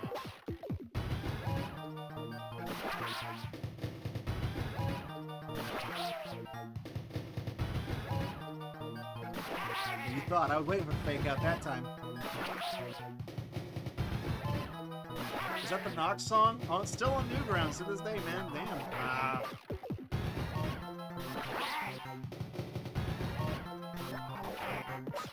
Tried to preempt it. When was that uploaded?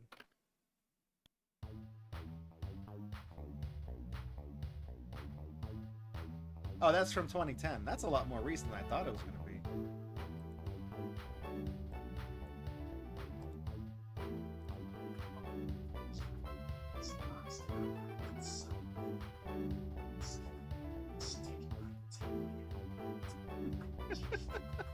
Yeah, I remember that.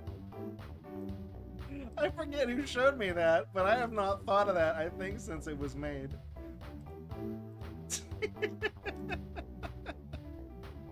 Holy shit. Alright, let's eat the apple. Done. It even uses the same music as the banana game.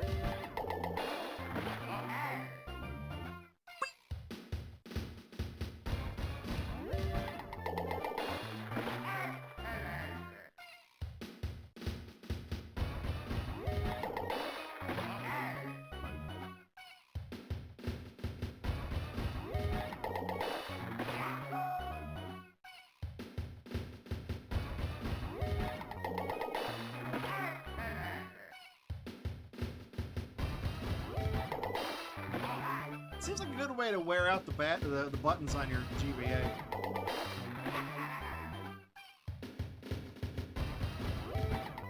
They make mods for your Game Boy Advance that are like mechanical buttons, like on a keyboard with click.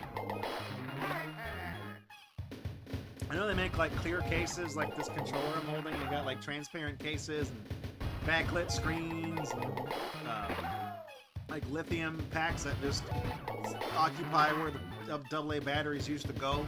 You can just plug it in like USB and charge it. They make stuff like that now.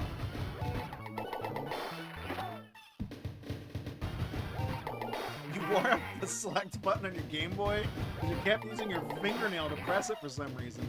Well, if it was one of those ones on the original Game Boy that's like, it looks like a fucking Tic Tac, then yeah, I could see you pressing your fingernail. What, did you like cut it in half or something on accident because you pressed it in the center too many times with your fingernail? I've done that with something.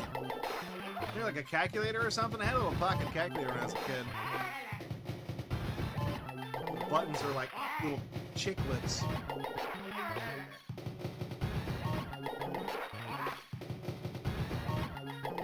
Eat the apple. Eat the apple. Yeah, split in two, yeah.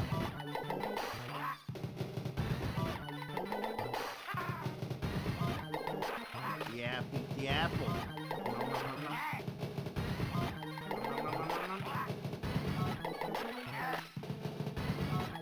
The end of the part where my mashing is probably it right here. Oh no?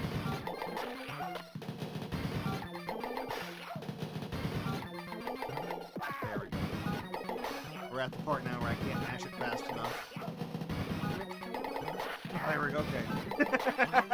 I can do it if I want to, yeah.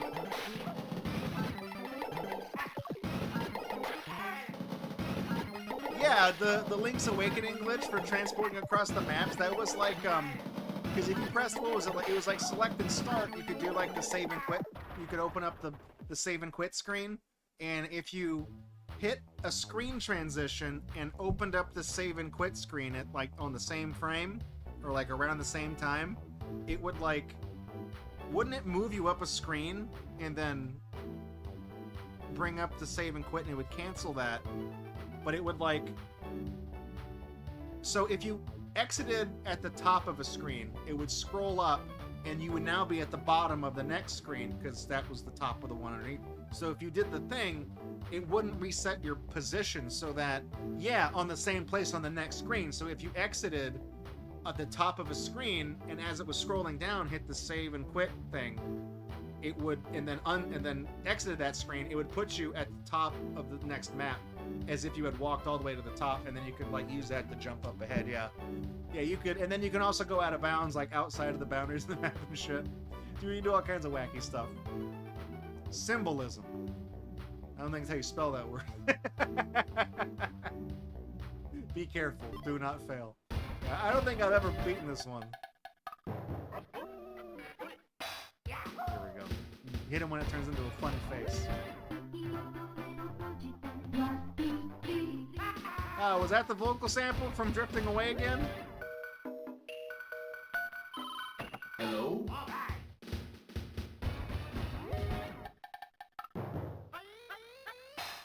And I remember playing Link's Awakening. I got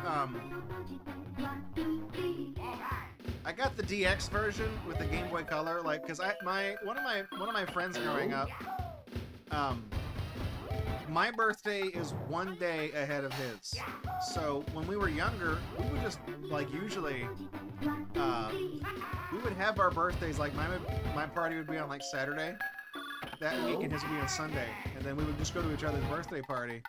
And the year that Nintendo released the Game Boy Color, we both got a Game Boy Color, and the game you got with it was Link's Awakening.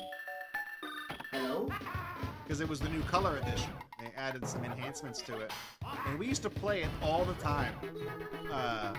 Like we would try to figure it out together.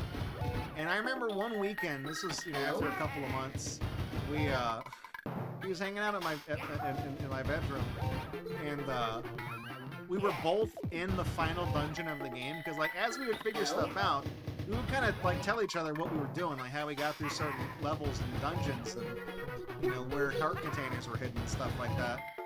And we were both in the final dungeon, like trying to find the final boss, the final nightmare. And then I remember like we were both fighting the final boss at the same time and all the different forms he has. And I beat the game like 20 seconds before he was able to. And he got so fucking mad, he started crying that like I beat the game first. I was like, we weren't trying to have a contest about it, but like, I guess like in the moment, because it was weird because we had the game for months and we would just play it in our free time, but since we were both like there together trying to see who could beat the game first, I guess there was like a, I don't know, I didn't feel like there was any pressure in the room at the time. I was like, whatever, I'm just here to play the damn Zelda game.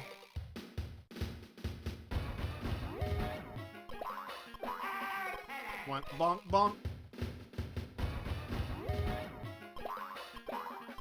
Bonk on the head day. Hey, Puppet Pal Clam, where do people keep their money? In the first national bonk.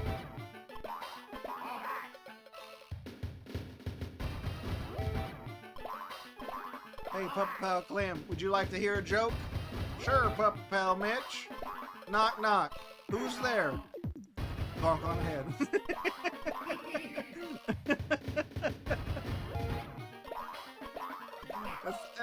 It's still funny to me. I don't know. It's great. They don't make stuff like that anymore. It's just like, that's like genuinely like clean fun. It's funny.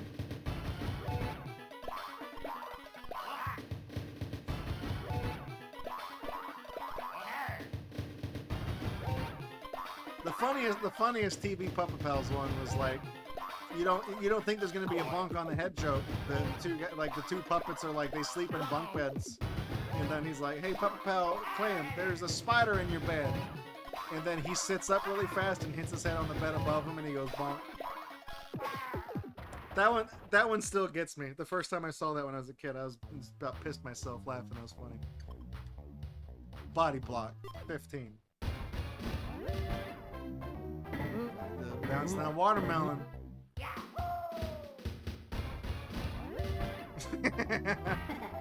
Can you guess what time it is? Is it bonk time? Why, yes it is.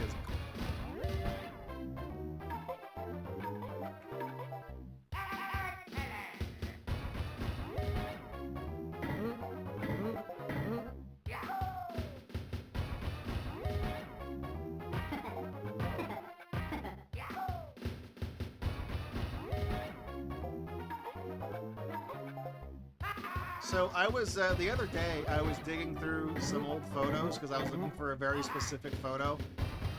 It was a promotional photo from one of the musical groups I was in a long time ago.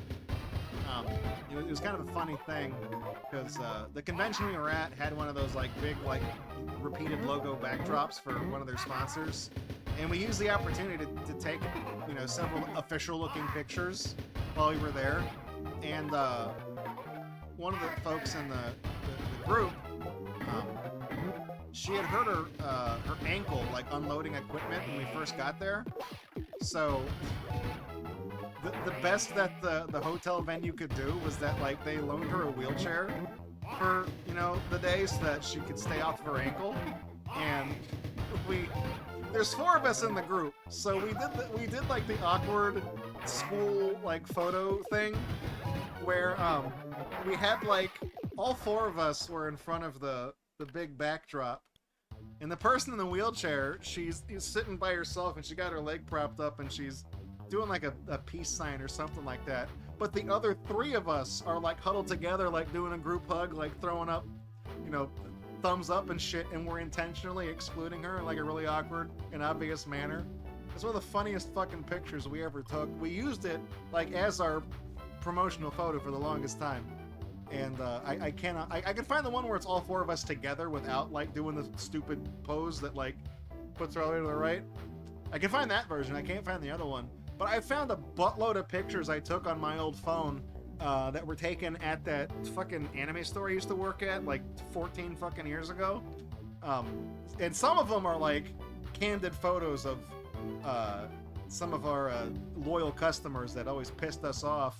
And I think we took those photos because I was sending them to my friends. I'd be like, look, guess who's here? You know, we'd send them a photo of this fucking guy. And I probably shouldn't repost those photos because obviously I don't have those people's permission to like post their picture. But I was looking at some of these old pictures. I was like, holy shit, I remember this. Like all these things where I was like, I haven't thought about this in well over a decade. And I was like, here's a picture of this fucking autistic looking person who got on our, like, there was this really homely looking girl, and you know, she had a very unfortunate body type. She wasn't fat or anything, but she was just like in the nicest way, she was like a 4, okay? So it was, you know, that's trying to round everything up and average things together is like a 4, okay? And she would just hang out in the store and just like talk our ear off about the stupidest things. And I remember one time she went off on this whole fucking dissertation about animal abuse, and specifically the thing she kept bringing up as an example was the episode of the Pokemon anime where that trainer is a piece of shit that leaves the Charmander out in the rain, and like that's what she connected with to talk about like animal abuse. And we were like, yeah, whatever, that's fine, whatever. But I remember she was there for like 3 hours and did not shut up about the fucking Charmander. And it was like, I totally forgot that happened until I saw the photo that I had saved onto one of my old phones that I archived on my computer. So I just like dumped the contents of the internal memory on my computer when I got rid of the phone. So I, you know, any pictures and videos I took of like my family and stuff like that, I wanted to have those, but also anything that anybody ever sent to me was also downloaded and put on the computer as well. So I saw like those photos and stuff, and I saw like this guy, he was under 5 feet tall, like an adult man. He was under 5, but he wasn't a midget. He was just like 4'11". You know what I mean? Like couldn't even crack 5. And he's a short little Hispanic guy that had like his hair looked like, you know when like somebody has an afro but it's like really short? It's like the really short kind of afro, like they're almost bald.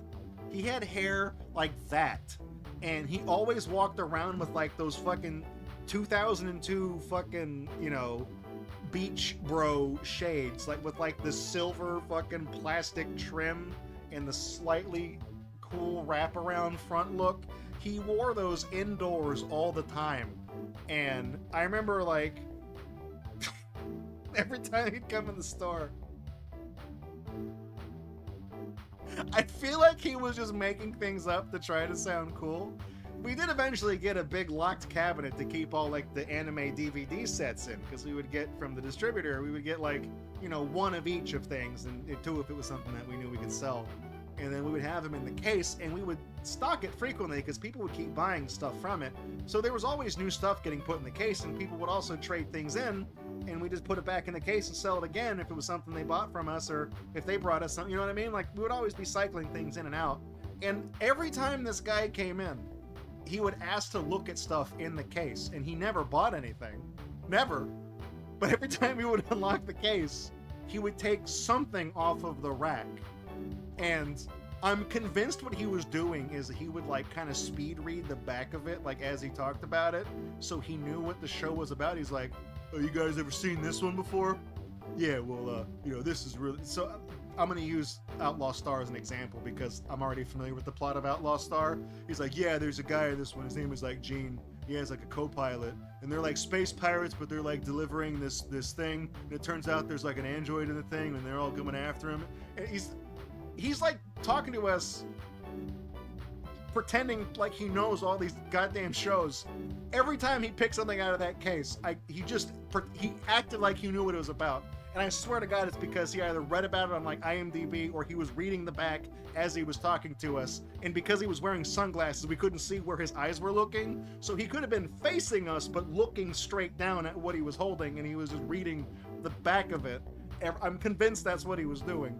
And again, totally forgot that this guy existed until I saw a picture of him that had been saved onto my phone back in the day. So I should go back and look at these pictures that I have saved, and maybe just like tell you guys stories about these people and like describe them to you, but not show you the picture. Because if I did that, that would be inappropriate to like show their pictures and like talk about them, because that, you know, it's like a privacy thing, you know what I mean? I don't want to do that. All right, so I gotta get 25 points on the flower sprayer one.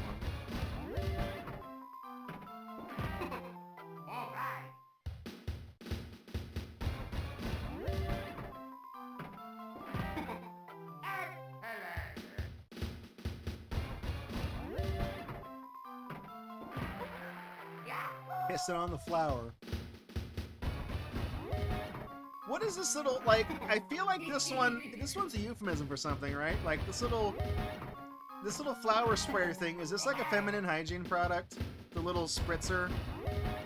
I feel like this one's a euphemism for something that's staring me in the face, but because I'm not Japanese, I don't quite get it. Because I've never seen the little water wand. It looks like a bidet wand. You know what I mean?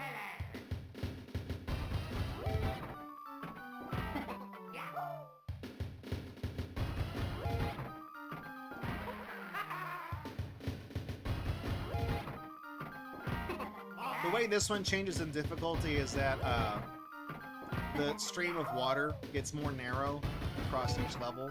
So like that's level 1, and it just sprays out all over the place, so you get more leeway with how far off you can be from the center. Like, see, that's level 3 where it's just a straight line. Damn it.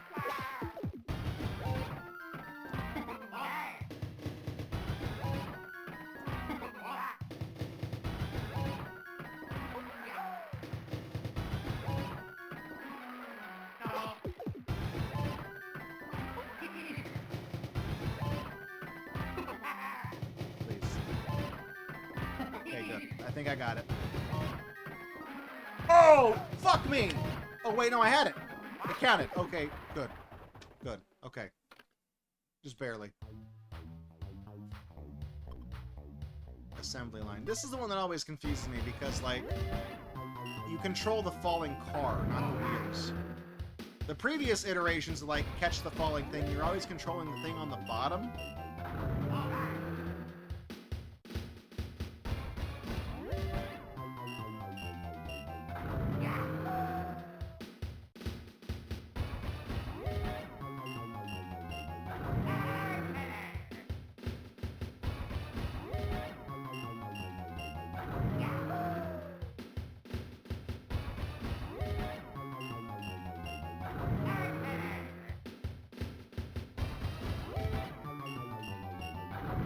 When it starts way over there, that's really hard.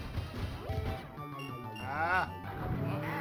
So the way this increases in difficulty is that the vehicle chassis, you can tell the ones they drop, they get the wheel wells get smaller on every one.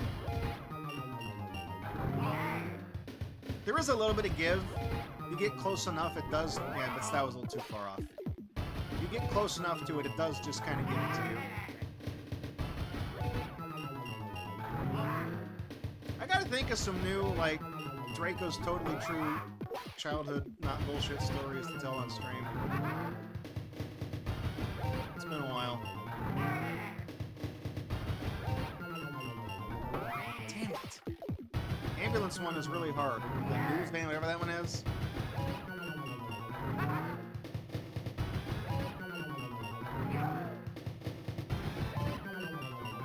This one 20 or 25?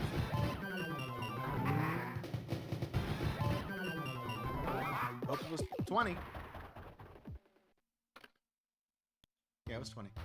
The little thing that pops up on the right, the achievement tracker. What's your beef? Where's the beef? Damn you. It's fucking raw. Where's the lamb sauce? Whee! Yeah, that's an expensive cut of meat right there. They totally didn't just stretch that JPEG.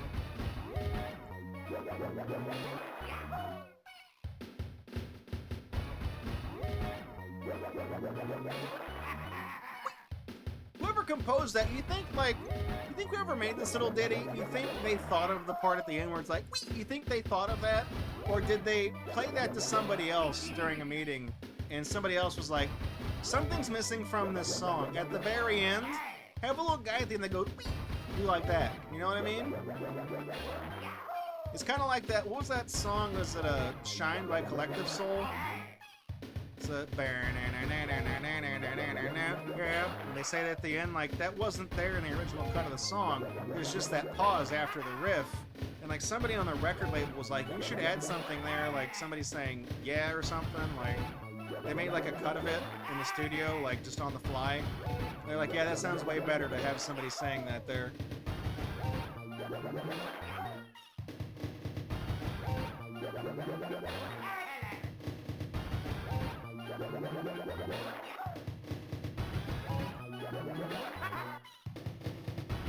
Apparently that song Shine by Collective Soul was like the favorite song of the Virginia Tech shooter a long time ago. I remember like somebody made like a shock game, like Virginia Tech. It was like an RPG. They made it like RPG Maker. It was like a 4chan thing. And they put that song in the game. It just plays throughout it. And I remember the RIAA just got mad at the fact that they used the song. And it's like, yeah, we don't care that you made a game that just makes fun of like a national tragedy, but you can't use our song.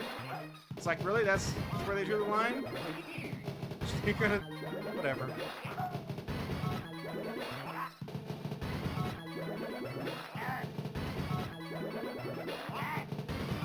Barely cutting that meat. Oh no, meat's too much meat. Those Omaha steaks right there. That's when I remember Donald Trump used to sell those steaks, Trump steaks. Premium, delicious cuts of meat, the camera served here at Trump Tower. Great, tremendous, huge cuts of meat, huge beef. Big meat.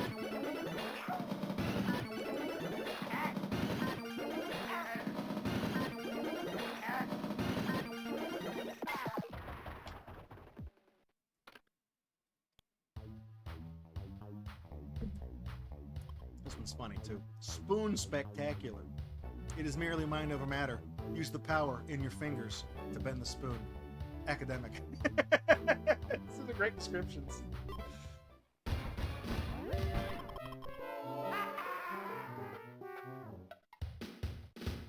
I like the one where it spins. One of them it like, yeah, that one. That's the one I like. You get a random effect each time. There's like 3 or 4 of them. Yeah, the one where it just breaks off.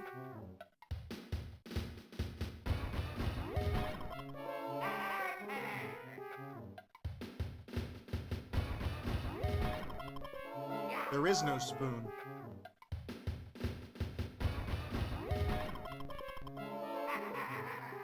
So that's the Matrix, right? It's like there's like a kid or something, like a bald kid, looked like Moby or some shit. It was like bending spoons, and then doesn't Neo ask him like how you do that? And the kid is like, there is no spoon. It's like, what are you bending then? I see a spoon. I don't get that movie. I know Kung Fu.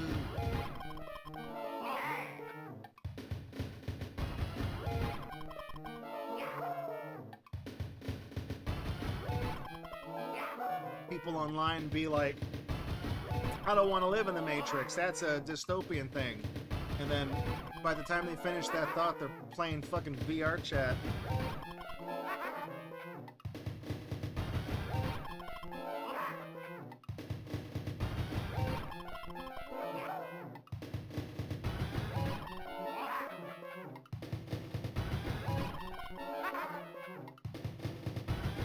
I feel like the level 3 one breaks, the level 1 one bends to the side, the level 2 one always spins around in a circle.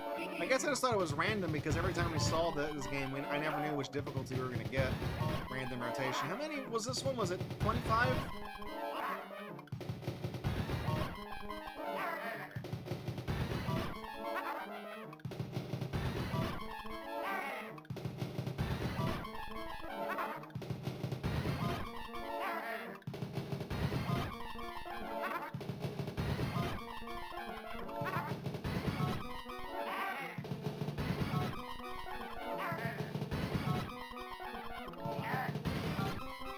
I feel like it's one of the ones where we're gonna get to the part where it's not gonna, unless it's right here. Yeah, no,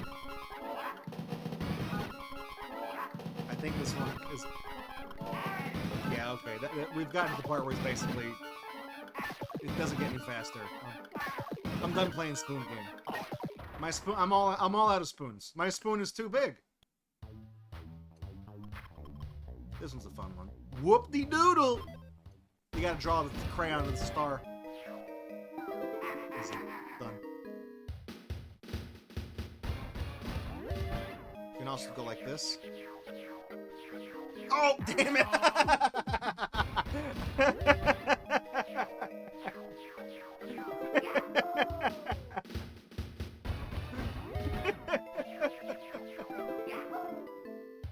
tried to draw a dick and I fucked myself.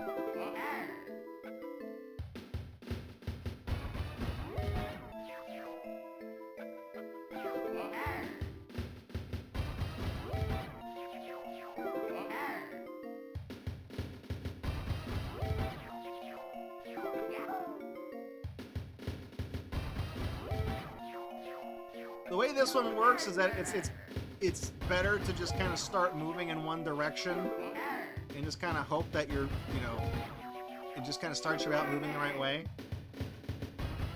Especially as it gets faster, you just have to kind of, fuck. You have to kind of just hope you're going to be already heading the right direction when it gets fast. Holy shit. Okay, come on.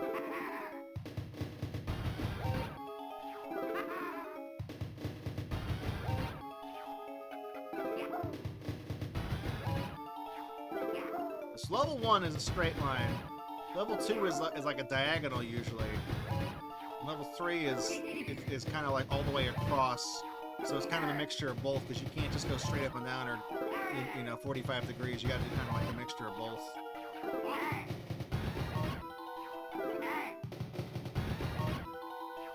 Ah!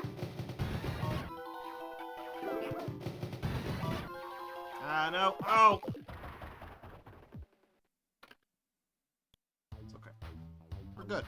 This one, Raging Rhino, 15 points. You gotta do the cape. So this is one of those ones where you have to react to it, because it doesn't always start at the same time, I don't think. And see, he doubles back on level 2. On level 3, he can double back, and he can also rope-a-dope a third time, or he can just not come back. Really? I don't know where my hitbox is relative to him.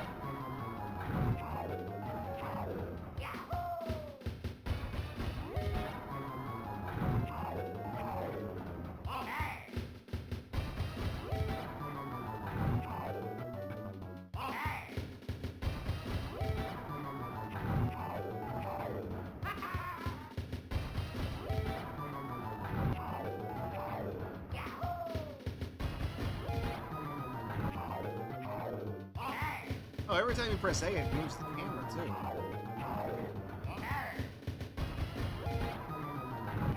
That's interesting, I didn't know that.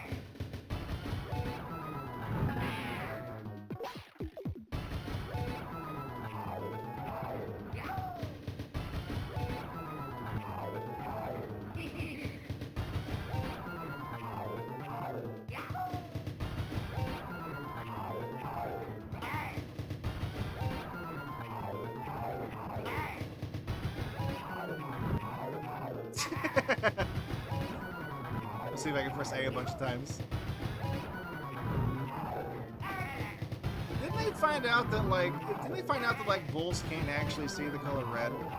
It's like it's not the color red that pisses them off. It's like it's motion.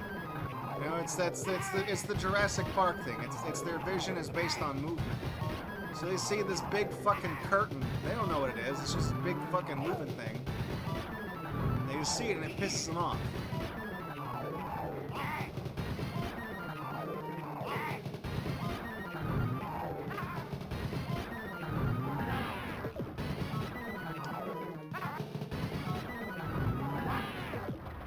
It's a tricky one.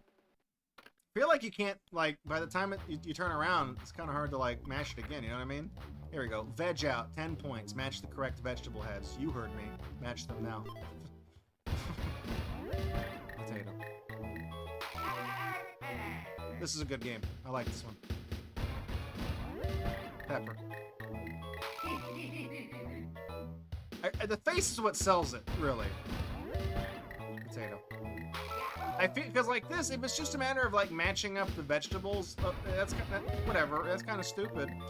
But the fact that it makes a stupid like Mr. Potato Head face on all of them, even if it's not a potato, even if it doesn't fit on it, it's funny.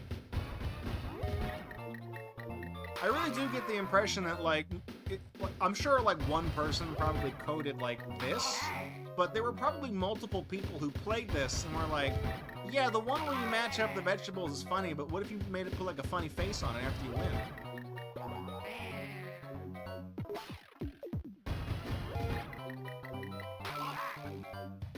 Because I feel like it's kind of like they kind of fed off of each other.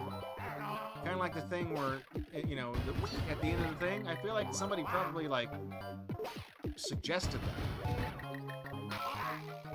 How does this one get harder? I don't know how they up the difficulty on that one. I don't know the difference in levels 1, 2, and 3 on the vegetable one.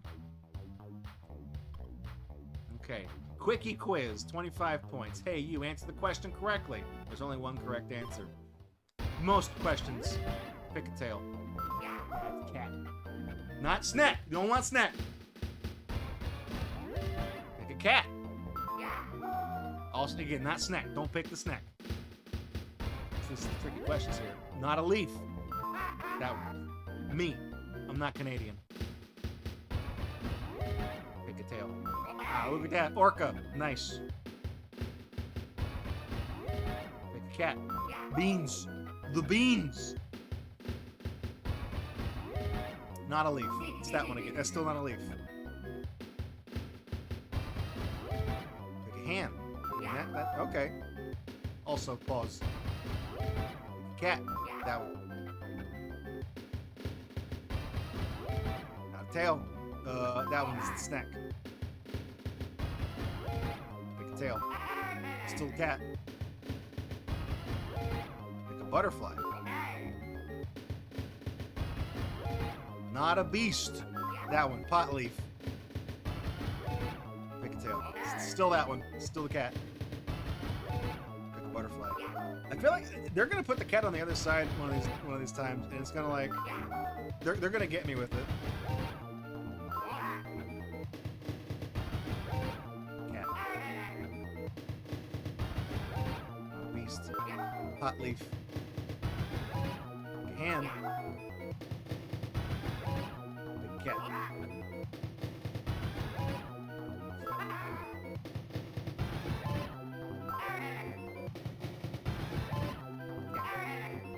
I like how pick a cat is like a recurring thing on this one.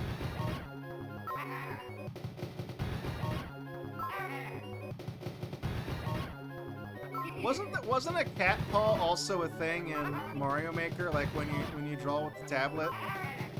The original stylus on the Wii U. It's like a thing, right? It could be like a little. You'd have like hands of different ethnicities holding the stylus on the screen, and then one of them can also be a cat paw.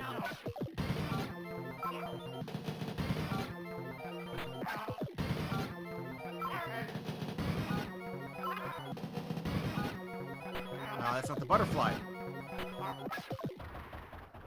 I panicked. I saw the cattail and picked it reflexively. Alright.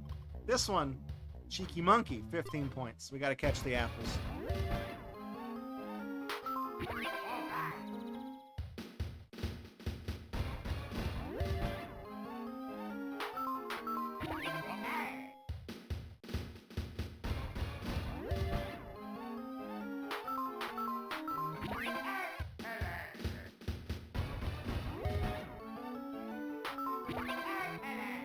So level 1 you catch 2, and you catch 3, and you catch 4. Pretty basic.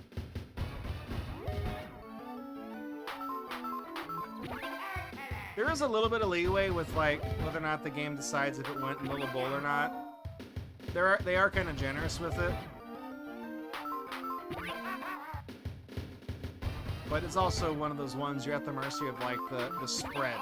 You know, if he throws one of them all the way to the left and then the next one like right in front of him, once it starts getting really fast, it's hard to like, you know, get it all the way back over there to.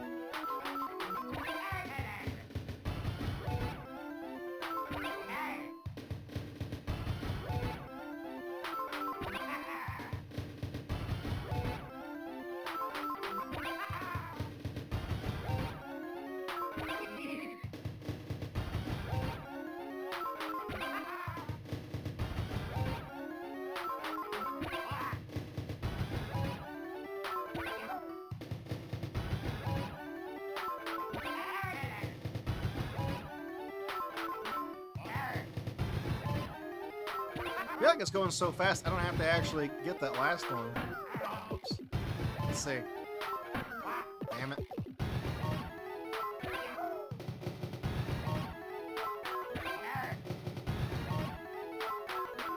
Yeah, I don't have to catch that fourth one anymore.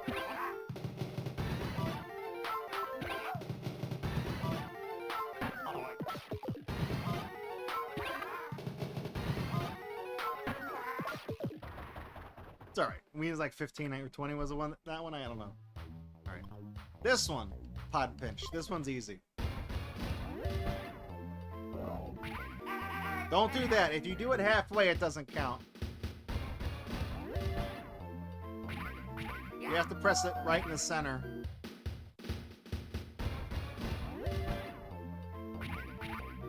The way this one gets more difficult is that you have to just hit 1, 2, or 3. And since it's the same every time, effectively, you can kind of get better at the timing and just get the rhythm for getting all of them. Just you figure out the best timing to hit them every time. See, it's... When it says to get 3, I don't immediately do the one on the right away, because I do try to line it up. It's like this one, if I screw it up when I only need to do 1 or 2, I know I can get the other ones.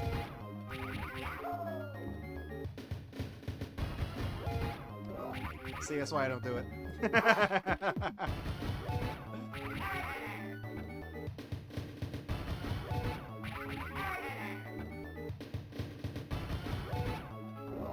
Damn it.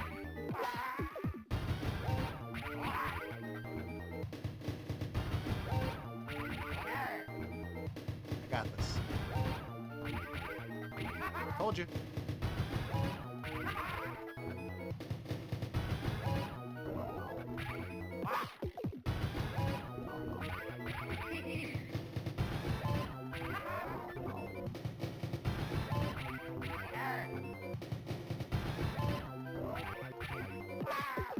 Called like edamame, right? Edamame. Right, here we go. Shake. Shake, shake. It's a dog. Shake, shake. Good dog. Excellent explanation here. Dad, good boy. What dog does that? What is that? Never seen that. That's a furry. It's like, I feel like when both the hands are moving, it looks like they're dancing. I would dance with a good boy dog like that. I'd dance with him. The edamame squeeze. That was the one. That was the game. I feel like most of like the photorealistic animals from WarioWare would make like funny emoticons.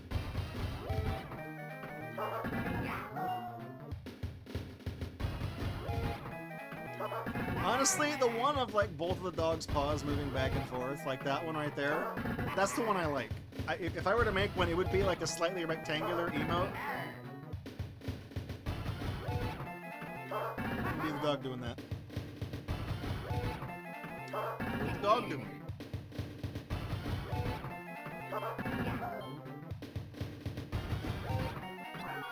Oh no! Oh, that's a great reaction face. When you fuck it up, when the dog cries, that's a good one.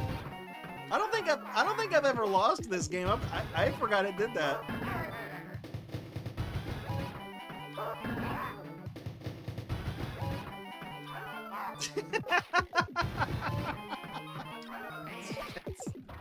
That's a great expression. I really want to make that an emote. Kettle metal. 15. You gotta. This is one where you just gotta like stop the heat on that thing.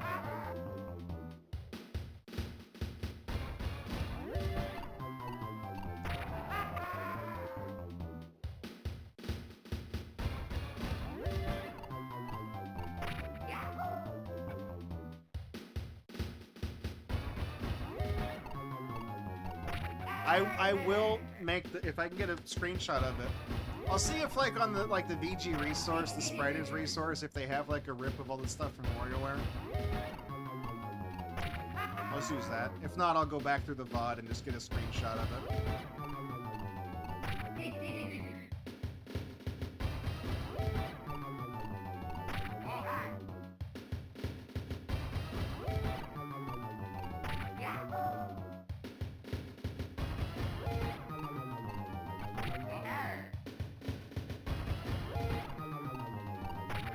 This is just different enough from the one where you had to like do the karate thing to chop the whatever.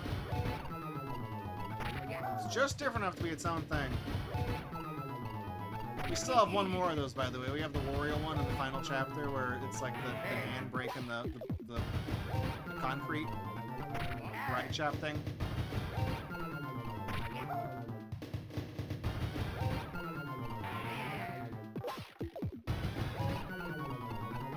shit, fuck that. What?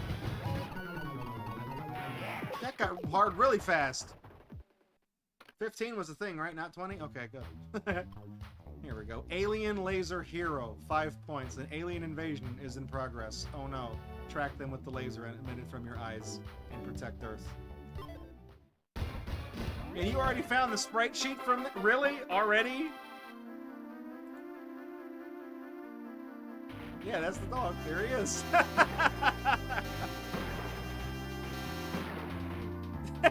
That's great. That's great. Oh shit.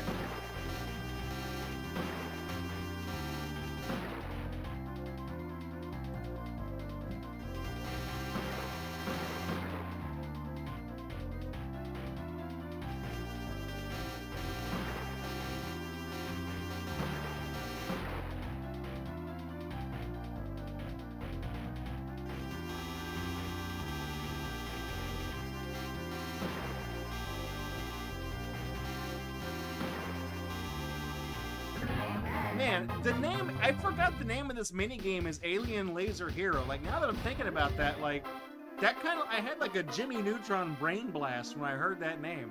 It's like, I honestly don't think I have heard that name in 22 years after this game's been released. Because I want to say, like, I think I used the name Alien Laser Hero for something online a long time ago. It may have been one of the names of the CDs, like the music CDs we did with Radio F back in the day. I may have used it as a name for that, because like some of them did have like different names before they got released.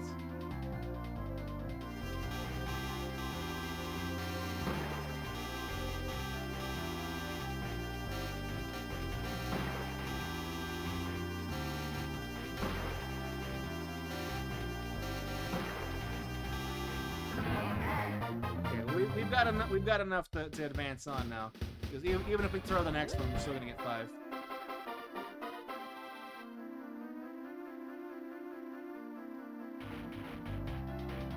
Forgive me, but this takes forever, so I'm just gonna skip Alien Laser Hero.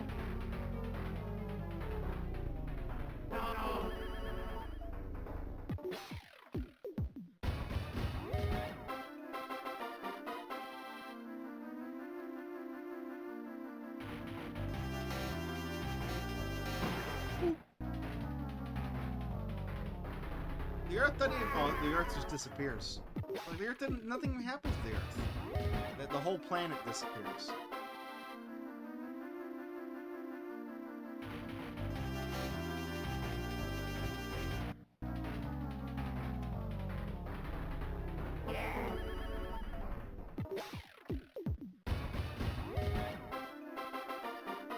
This one gets fast really quickly.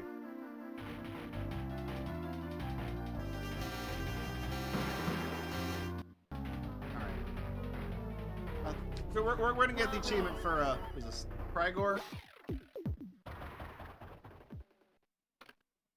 You've got a secret bonus. Make eggs, throw eggs. I wonder what that's a reference to. Alright, this is Cats. She also doesn't have many games compared to... I feel like some of these other characters have, like, more games. I don't know. Hair Scare, 10 points. This one, okay. You only gotta do 10.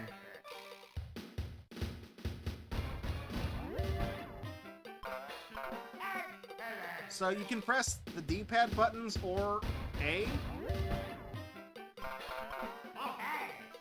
You can also mash them over there. You can't button mash though, because there is a delay between like when you're able to swing the things, you know? You can't just button mash on it.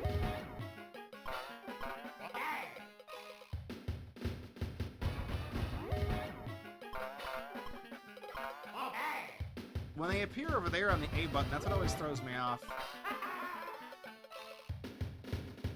It's alright, we already got enough points in case, even if I screw the rest of it up, we still got enough points.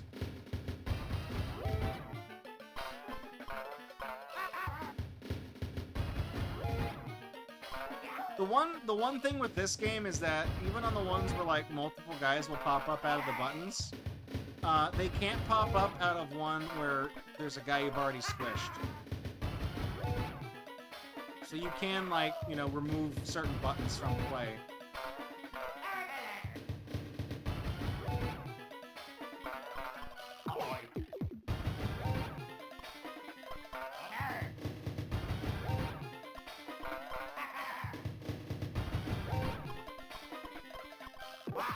Oh, look, if you keep swinging, they don't pop up. That's why you can't button mash. I was trying to see if I could, like, preempt someone appearing over there in the A and just always be swinging the hammer over there, but they don't pop up if you're swinging. It scares them. Oh, I didn't know that. Lickety split. I gotta hold it. Wait, what?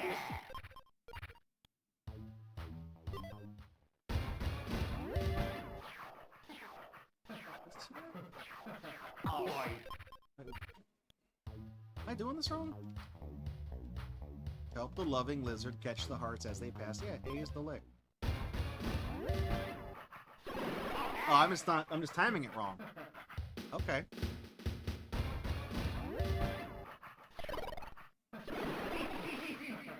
I do like that he turns the colors of the hearts that he gets.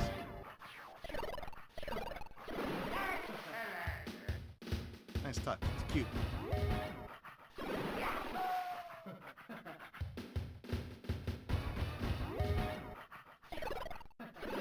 I've always thought that this lizard looked a little weird. I think it's just the way that he's drawn. It looks like his tail is like a leg. That's kind of like, you know, he looks like somebody who's like lunging. It looks like a weird lizard human thing in like a lunging pose. The way he's drawn, I don't like it. It's one of those things like once you kind of see what I'm talking, because you can't really see his actual hind legs because they're in shadow. You can really only see him when he's blue. Don't be mean to him. Just say he just looks weird to me.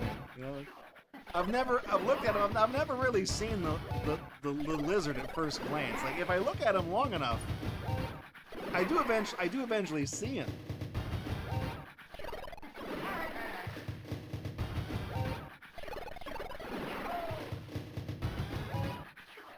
No! Oh no!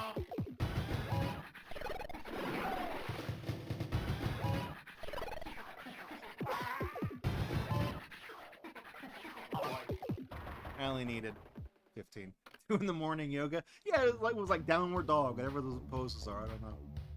Flower shower. 20 points. Grow beautiful flowers. I like this one. This one's fun. One thing to note though is that if you turn around, so you automatically like you don't just like step backwards. You turn to face the other way. So if you like overshoot it and you turn around, you don't just step back. It actually like you have to like account for it. If you try to step in the opposite direction, you have to immediately flip back around. Because on levels 2 and 3, they start to move around on their own. They don't just stay still. So they can like mess up your alignment. You know what I mean? If you get too close to them, you'll miss them with the water.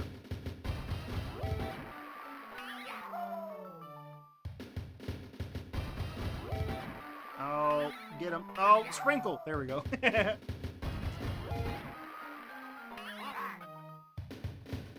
This one like reminds me of something. Like I play this one, it reminds me of like I don't know, like Stardew Valley or something like that. It's a nice chill little experience.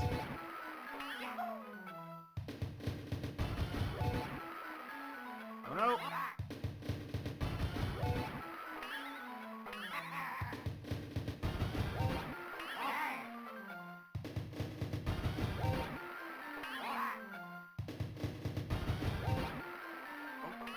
Oh, see, that's what I meant. I stepped to the right to try to line myself up to hit him with the get him with the watering can. I turned all the way around. I think we got enough. I think the score for this was like 15. Oh man!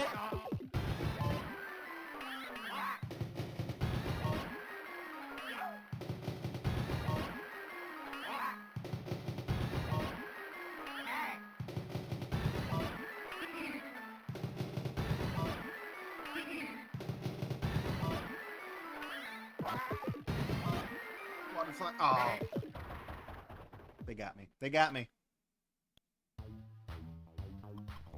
This one, go for the tater. Help the gopher get to the potato.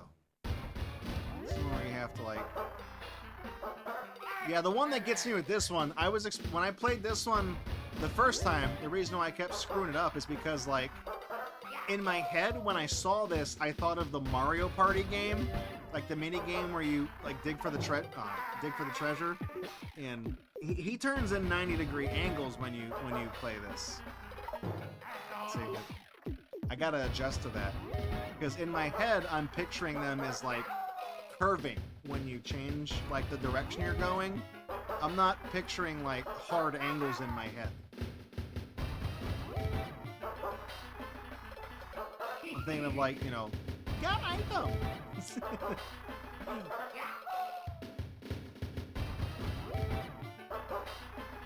Oh no!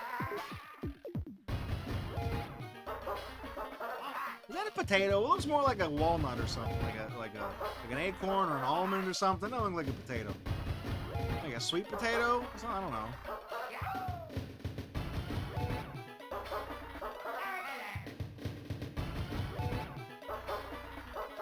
Okay, I gotta get this one. It was 15, wasn't it? It was 15? Bitch. Bitch. I don't think gophers make that sound. What sound do gophers make? Does anybody know?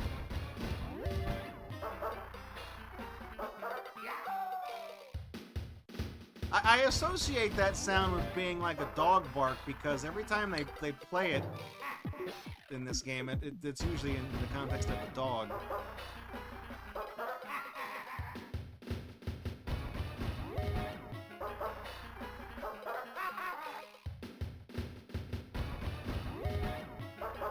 I don't like this game. This one has that weird issue, like, I think Rerez was talking about it. He did a video on one of those like bootleg consoles. It was the Power Joy that came with like a Game Boy game. And there was a snake clone on it, like a dragon instead of a snake. And the way he explained it, there was an issue he highlighted with the play mechanics, is that the game, like, Snake works because, motherfucker. Snake, it's only 1 pixel. The head is only 1 pixel. But in that dragon game, it was 2 pixels, and it bends, like, 1 square back from the head. But the tip is where it does score. So there's this weird disconnect as you're playing it. And I'm kind of having that problem with this guy. What the hell?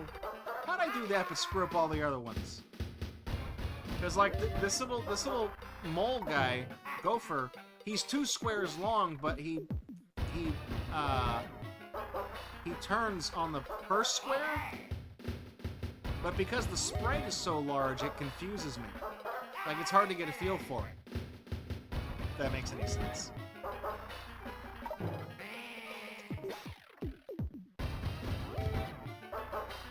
Is this gonna be one of the games that gives me trouble? I only gotta get to 15. I only gotta get to 15. That's all I gotta do.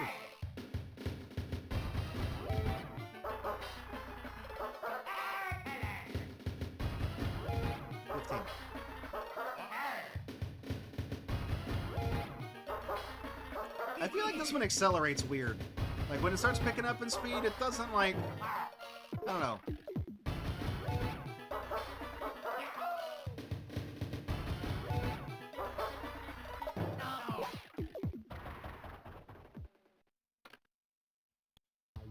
I'm having to like, I got to 14 the first time.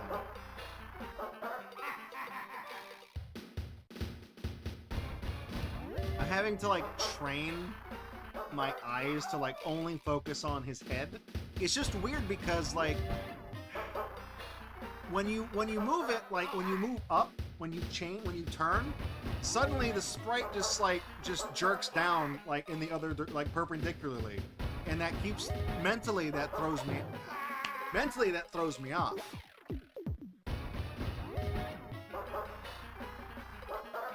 It's like this one just gets me because like aesthetically, it's a hard game to look at. I hopefully you guys are seeing it too. Like whenever I point that out, where it's like, yeah, when he turns 90 degrees and it's hard to keep track of like where he is every time you turn. Damn it.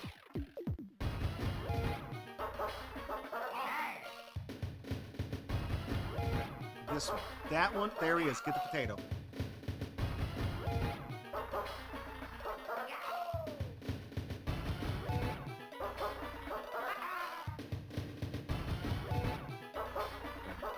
They threw me a bone. They were feeling sorry for me. We're in there. We in there.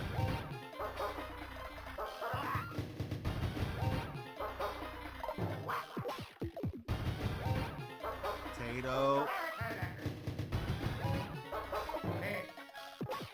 All right, it's fine. We needed 15. We got there. We got there in the end. First try. Picture perfect. 10 points. I like this one. That guy right there. I like him. Look, perfect. Beautiful. Frame that. Bird. What wildlife is next? Plane. Like a jet or something. What kind of plane is that? What kind of aircraft was that?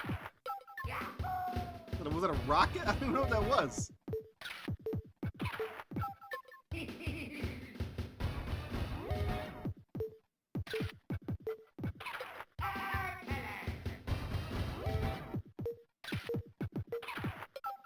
I like the flying squirrel. I really do. He's cute. I'm a sucker for stuff like that. He kind of just looks like Tails.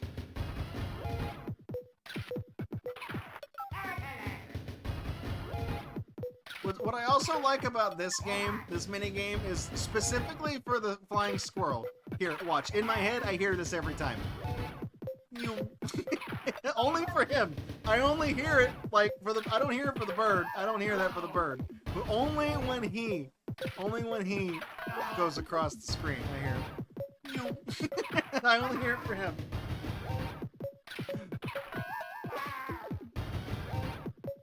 Oh, I messed that up. Tailo? Is that what type of ship it's called? I didn't know that. Leafy greens. I like this one, the snail one. The only reason I like this one is because when you eat the leaf, big boy. I like that one.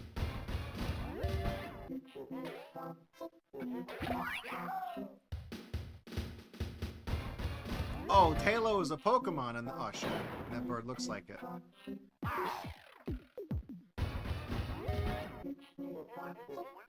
Yeah, what I did there when I screwed up was I'm used to, when I start this one, I'm used to holding right on the D-pad to kind of get a little bit of movement at the beginning, but I guess they kind of preempt that on some of the level 3 layouts. They're not all like that. Some of them are, usually level 1 is a straight line.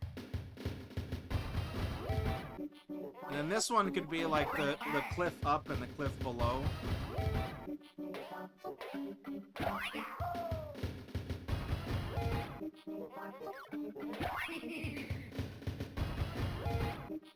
Like that one, where it's like divided up. I mean, we got like years ago we did that Who's That Pokemon game, and I was terrible at it.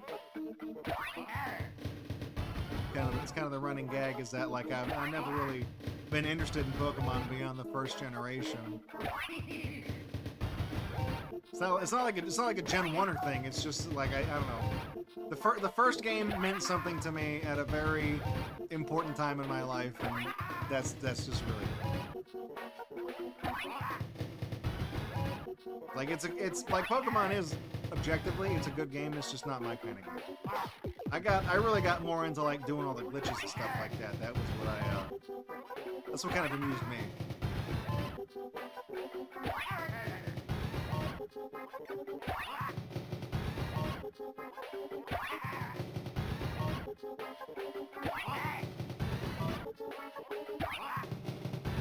Dude, Missing No, legendary.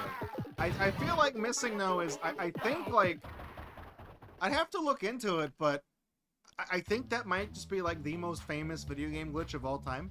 I have I've been wanting to do an article about like video game glitches for a long time. And I've thought about like other famous glitches, like being able to do the swordless Link glitch in Ocarina of Time, and like the Minus World in Super Mario Bros. 1. Like, I've thought of those two things. I've also thought of like being able to clip out of the map in Castlevania Symphony of the Night, but that's not really like it's not like a famous glitch. It's just something that like you can do. It doesn't really have a practical use, because like the swordless Link thing is like it's just crap, because it's something you can only do in the final boss battle, first of all. So you have to get through the entire damn game to do it, and it's no practical purpose, because then you can't even actually attack with most things because you don't have a sword. Like the Minus World thing is hard to do. You can do it at the beginning of the game, but it's really hard to do, and it doesn't really do anything, because in the American version of the game, the level just loops until you run out of time. There's nothing to do.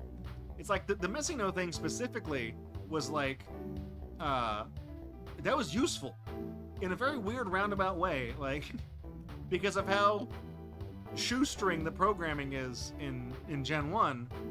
It like duplicates your items in a very, I could explain the hows and the whys as to why it's the 6th item and how many it does and why that's relevant, but A, I've done that before, and B, I would be talking about it forever. But it was like the Missing No thing, the fact that you could like take the rarest items in the game that you're only supposed to have one of, like the Master Ball, or only like half a dozen of, like the rare candies, you know, and then just get like hundreds of them, limitless, as long as you keep recharging. It kind of broke the game. What's crazy is that like even with the Missing No glitch, it's still like it still didn't. It was weird, because like the Missing No glitch kind of showed how broken it was, but it still didn't give you Mew. Like there was still secrets in the game, you know, that were waiting to be discovered. It broke the game enough to the point where like item scarcity was just not a thing anymore, but it didn't give you the rarest of them all. But it did make people think there could be other Pokemon, because it's like, who the fuck is Missing No? Like, what is it?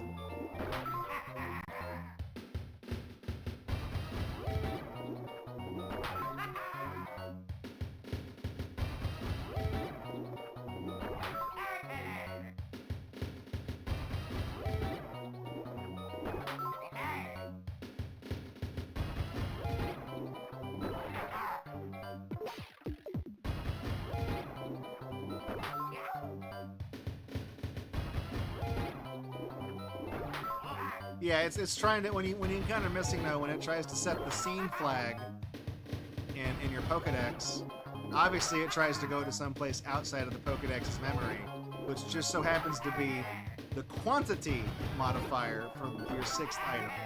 And since it tries to set the flag, it's, you know, it adds 128 to it because it tries to flip the bit.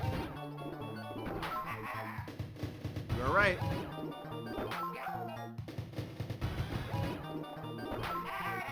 Get that fish. Sushi.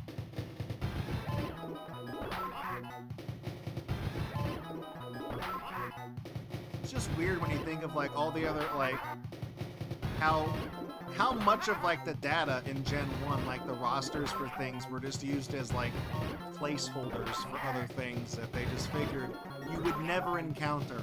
Like stored within the items are the names of, like, when you go in the elevator and it asks you what floor you want to go to. All those like 1F, 2F, B1F, all those strings had to be stored somewhere. They're stored in the list of items, but you can never get to those. You're not supposed to get that high in the index, but with the Game Shark you can figure out where all those items are. You see them in your inventory, but they don't do anything because they didn't dummy out the code. Like, they still try to trigger random ass shit because they just didn't blank it out. You know what I mean? Like, it's just the craziest thing. Yeah, Gen 1, you know, like the first ones, red and green.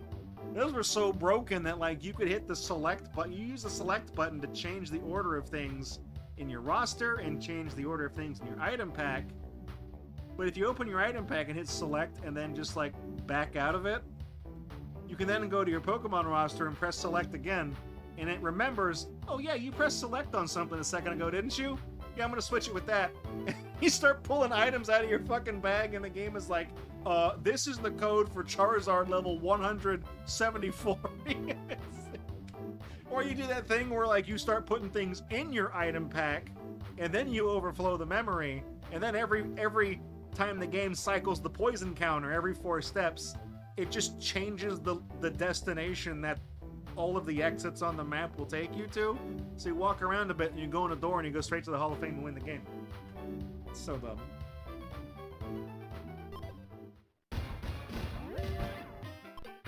Yeah, they did. There's 39. There's no one missing though. There's 39 of them, but because they only have 151 Pokemon, and the 39 are all placeholders from things that didn't make the cut. Car. We grew a car. We think that whoever said those don't grow on trees.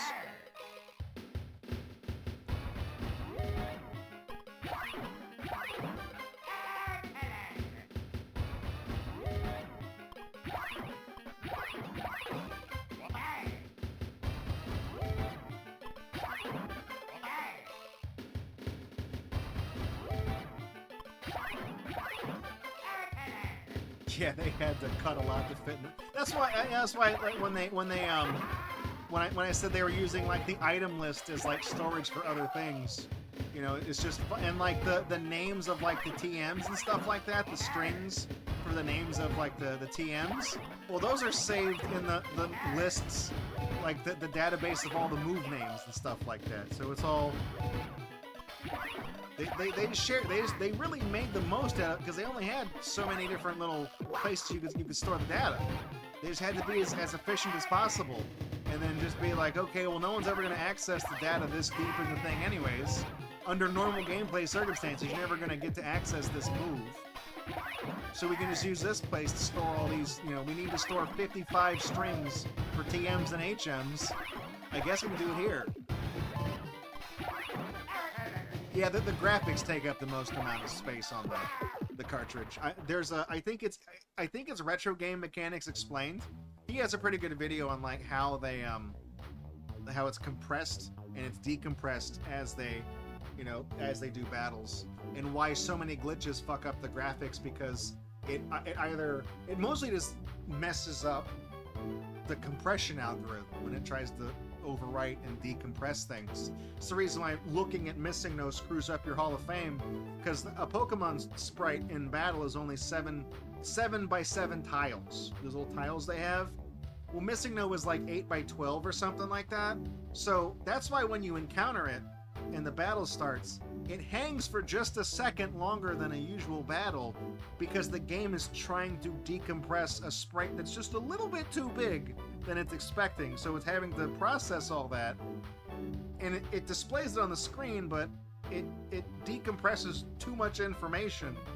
But all that information has to go somewhere, so it dumps it into the Hall of Fame because that's like, as it writes into the screen, that's the next register, and it just overflows into your Hall of Fame and screws all that up. I gotta drop the mousetrap. There we go. It's very interesting. I like stuff like that because from a young age, it's one of the reasons why I kind of got into like programming and like working on like code and designing websites and games and stuff like that, is because like the Pokemon glitches were so unique. You know, like I didn't encounter like weird glitches before, like the thing in, you know, Sonic 2 where you spam the waterfall in debug mode and you get like the palette glitch that makes Azura the Hedgehog or whatever. Like, fine, but like Missing No was so like uniquely broken that it really intrigued me. That's why you became a programmer too. Yeah, it's just interesting. It's like, this is clearly not working as intended, but why does it behave this way?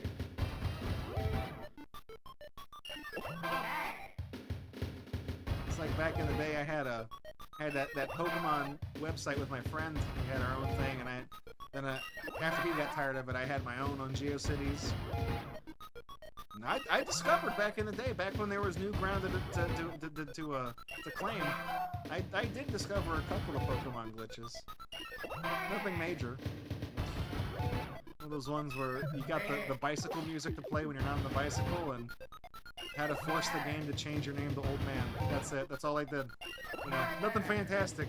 Nothing life-changing.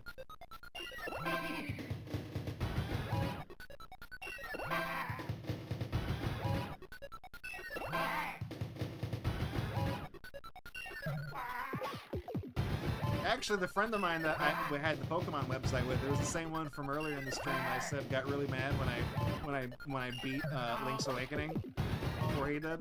Same guy. His website was called Pika's Poke Palace. Yeah, for the alliteration, got the PPP.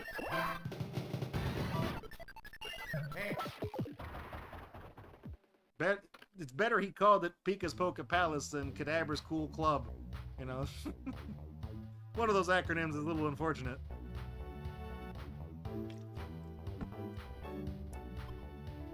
Coconut Catapult. Oh, I hate this one. I'm so bad at this. Case in point!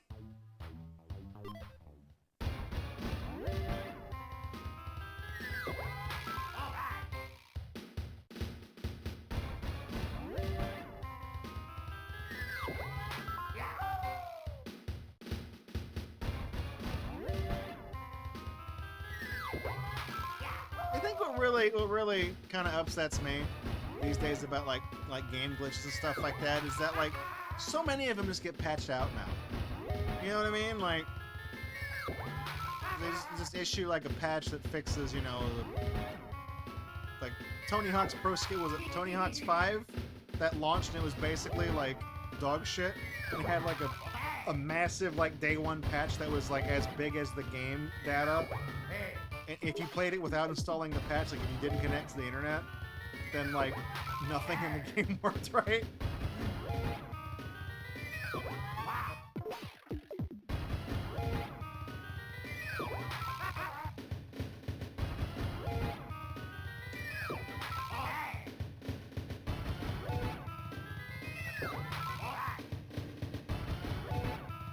Yeah, well that's the thing, yeah, because back with cartridges, you didn't get a second chance.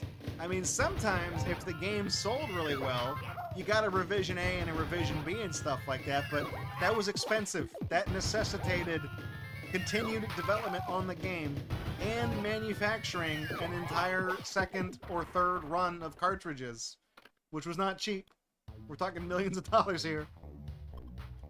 So a lot of times it just didn't happen. Yeah, no, you're right. Now they just take this patch stuff for granted because they know they can release dog shit and charge full price for it and just kind of patch it out, you know, as people play it. And they look at all the YouTube videos of Epic Skate 3 fails. When was I supposed to go? I didn't get a break in the smoke.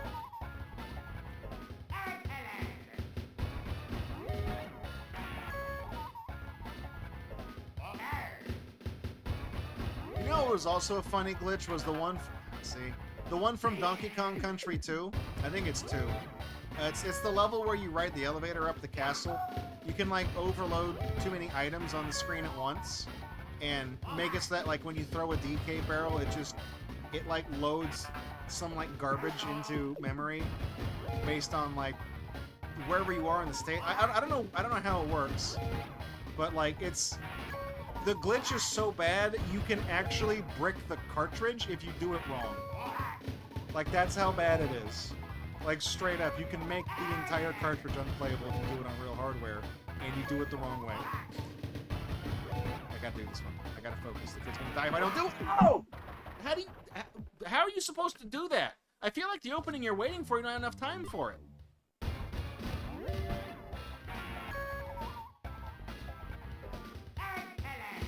Anyways, the Donkey Kong one, the reason why it like actually breaks the whole game is because it like it corrupts the save file. Yeah, you're right. It corrupts the save file so bad that it messes up the file select screen. So like when the game tries to read what's stored for the save data and display it, whenever it gets to the file that you did the glitch on and fucked it up, it just like the whole game just like basically crashes because it can't interpret that so it just locks up. You can't pick, like, even the other 2 files that you didn't screw up with, you still can't play those.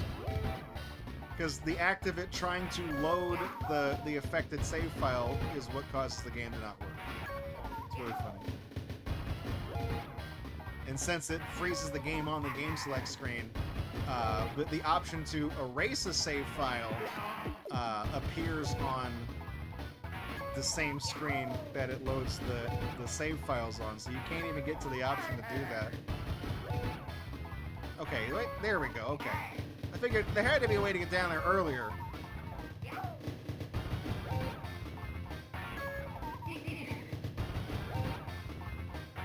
We had a funny glitch. I didn't notice it at the time. I noticed it in post.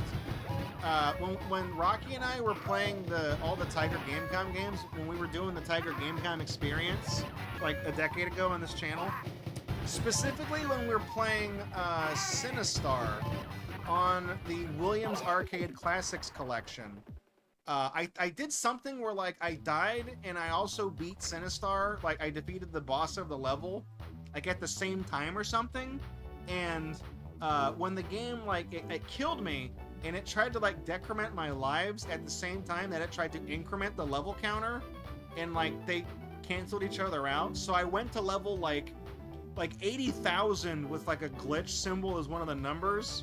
And when it happened, I think I reacted to it by laughing, like, what is this fucking game? And then I didn't realize at the time until I edited it that, like, what I did was, like, a perfect, I've never been able to replicate it.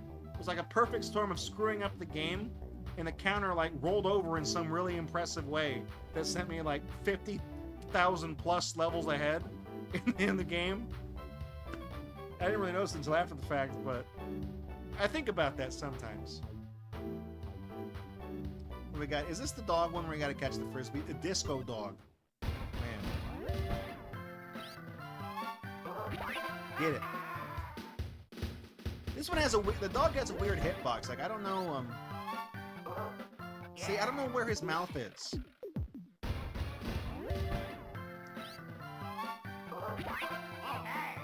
I feel like the frisbee was at the same spot on the dog as the other time. I don't know.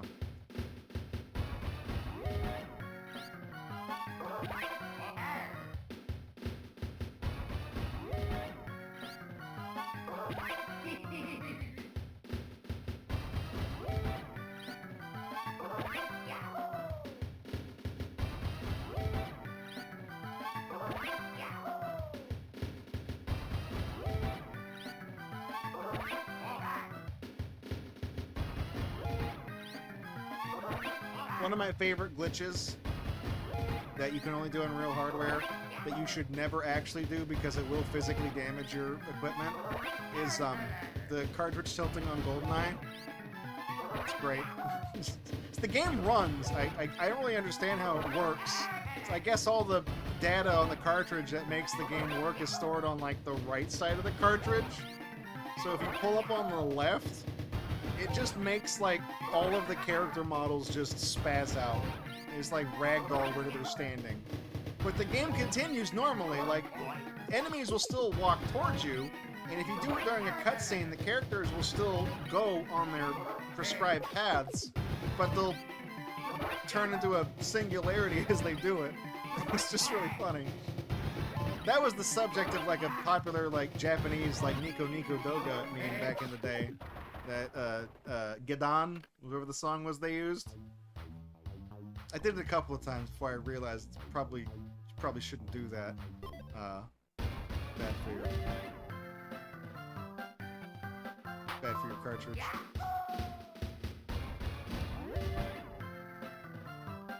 Yeah, I figured it probably has something to do with, like, the game loading the code into RAM that governs, like, what the characters are supposed to do.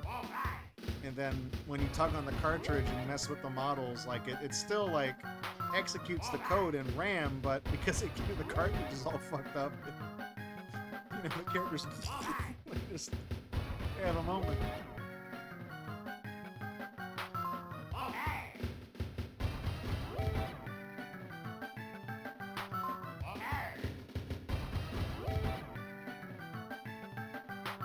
I like this one when I don't have to move.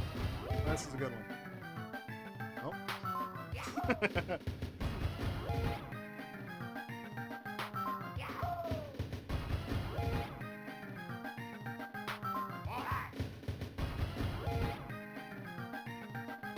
Oh man. I thought that was a strawberry over there.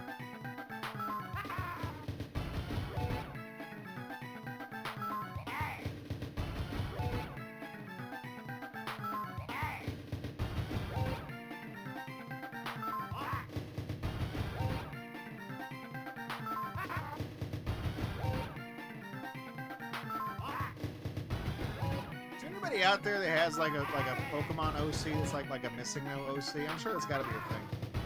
It's got to be a thing. Somebody's probably done it by now.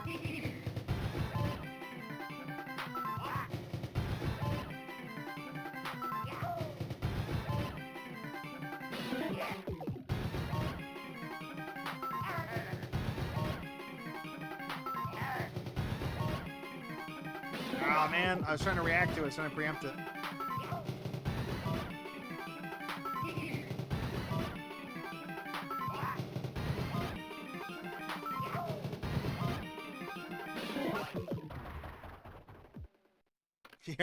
You do a missing no cosplay at a convention. All you have to do is get a refrigerator box and put like a microwave box on top of it, you know. I have at a convention I was at a long time ago.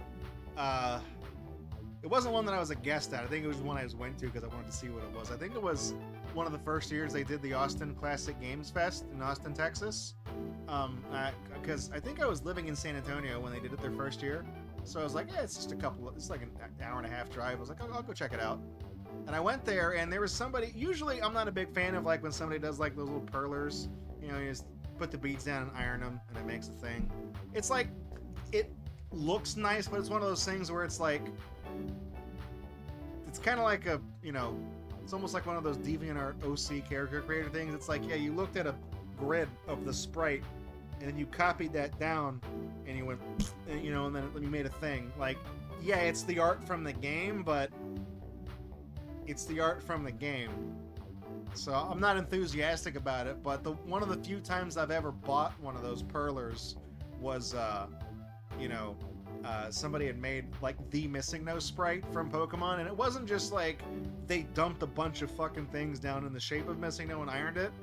It is the Missing No sprite. It is all of the garbage pixels arranged in the manner that they appear as in the game. Exactly. And I was like, I respect the commitment to doing this correctly, because I've seen the glitch enough times where I looked at it, I'm like, yeah, there's the thing, looks like the little triple swoosh right there, and there's that part. It's like, yeah, that is it. That is it. I will buy this from you. It was only like $15 too. I was like, I will buy this from you. They only had one of them. Like, this is great. Let's march the penguins. How many do we need for march the penguins? 15? 15? This one should have been a 10.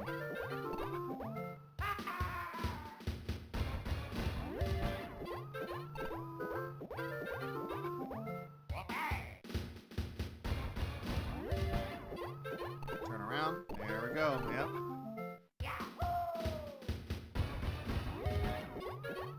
And so Draco decided to play WarioWare. They got to the March of the Penguins game and fucked it all up.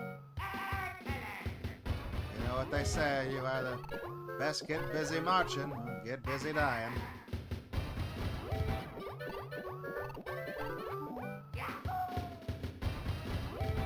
This is the banana song played with different instruments and it's bothering me. Oh, turn around.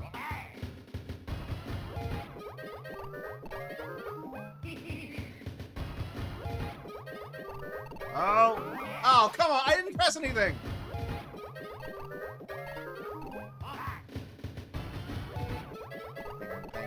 Penguin, Club Penguin, we're gonna... Oh, we're gonna tip the iceberg. Okay.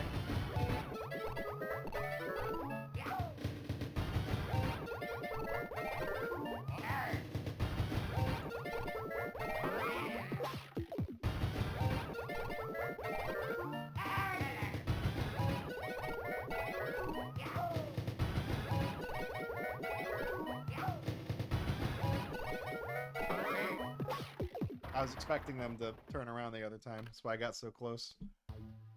Alright. This one. 2 birds, big rocks. I don't remember that shock video. Oh, they're playing the pinball music. I'm so bad at this. I'm so bad at this one. Okay, I'm gonna start. You didn't see that. This is the first try.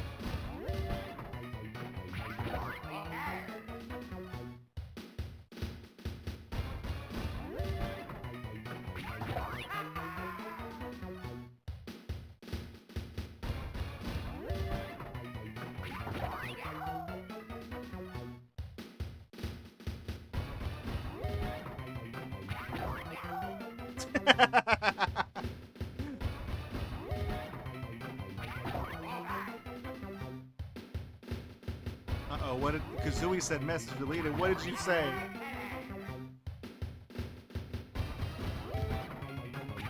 Hey Vandramon, you should try the command !GDI. Try that one. Motherfucker.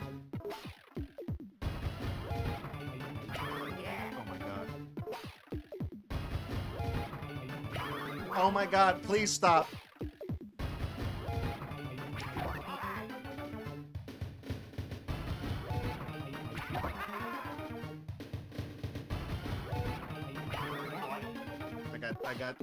I got too early. Yeah, it's the crazy cat ripping up the pillow and it was just goddamn it next to it.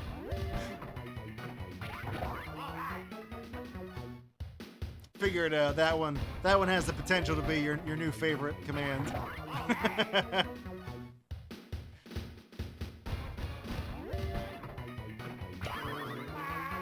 I'm really happy that the one where where it says Kazooie says message deleted. I'm really happy that that one doesn't display incorrectly, because I was concerned that the brackets, the less than greater than symbols, those do have a use like programmatically. So I was kind of hoping that like they wouldn't fuck up the thing if it tried to display that.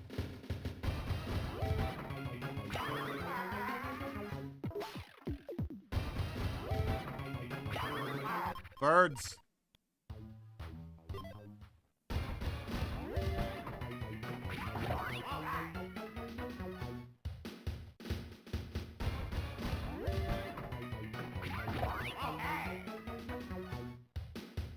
The one thing I regret about the Kazooie command is that she doesn't really have a lot of action phrases, unfortunately, because there is a limit to how much like Nightbot can process before you have to like offload the command onto like a script that you host yourself elsewhere and like call from a third-party service. Like I don't want to do that. So she only has like 9 different sayings, I think.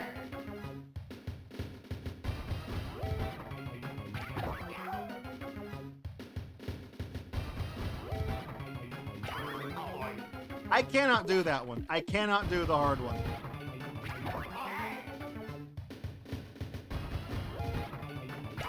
Can't do that one either.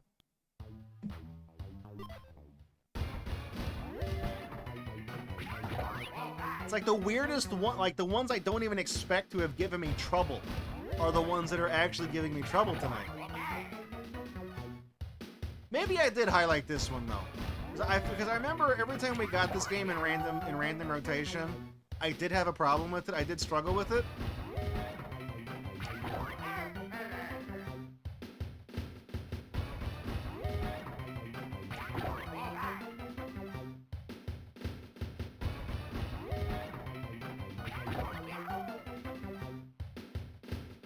So I think this level 1.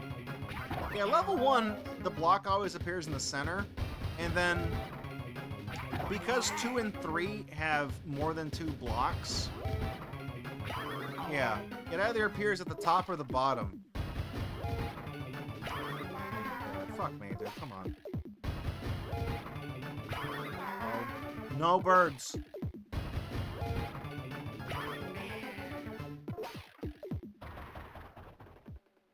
When it speeds up just a little bit, like this takes me out.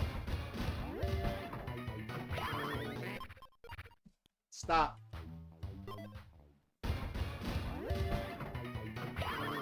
I don't know what I was doing there. I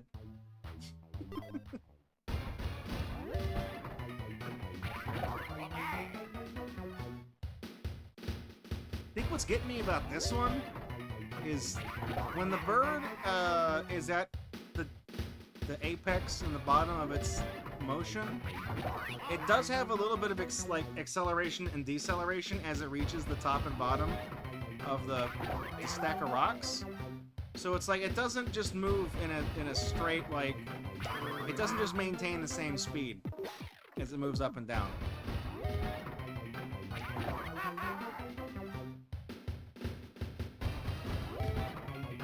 I feel like that's what's really throwing me off here, is that the game does get faster, and in that mess, it does adjust very slightly the acceleration and like deceleration of the bird. I'm doing good here, though. Don't jinx it. Don't jinx it. Don't say dumb shit, Draco.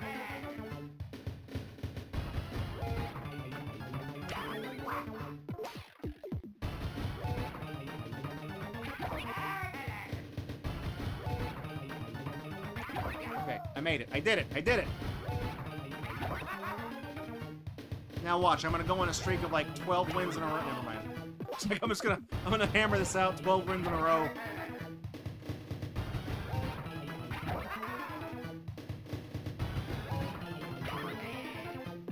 How come I fucked up level 1 and not 2 and 3? Like, those are the hard... Whatever. Whatever. Doesn't matter. Doesn't matter. What is this one? This is the Hoppin' Mad. Oh, this is the...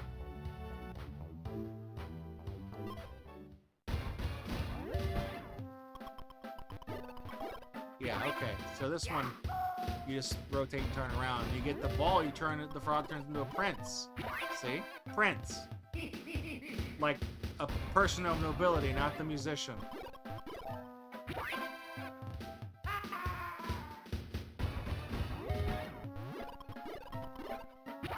Oh yeah, if you touch the sides, you bounce off like a billiard ball. That's the kicker here. Yeah, okay. You do that on the rocks too. You bounce off the rocks. How did I recover from that? I really thought I botched that one. Interesting.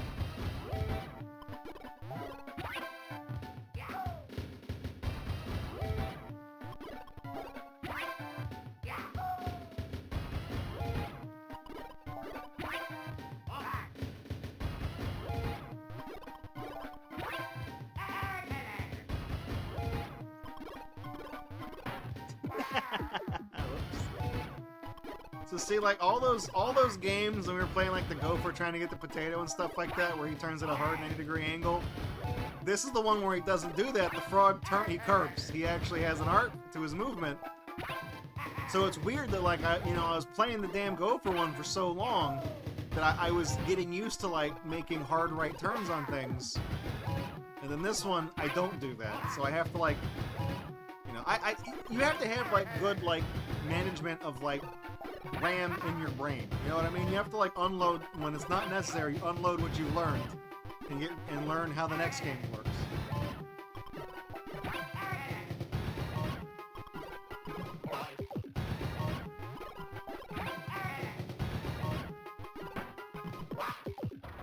I think I needed like 15 for that one. All right. Worm Squirm. So this one, there's multiple worms on the thing, and you don't know which one you are.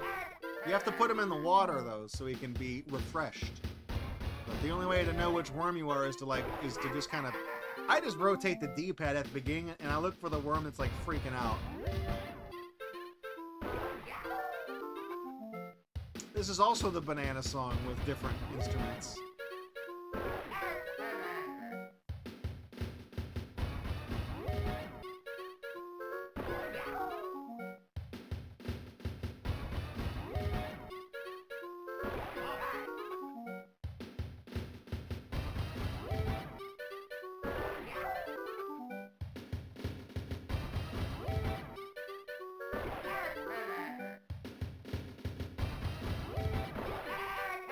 I was already on the water on that one. That's a freebie. It's free real estate.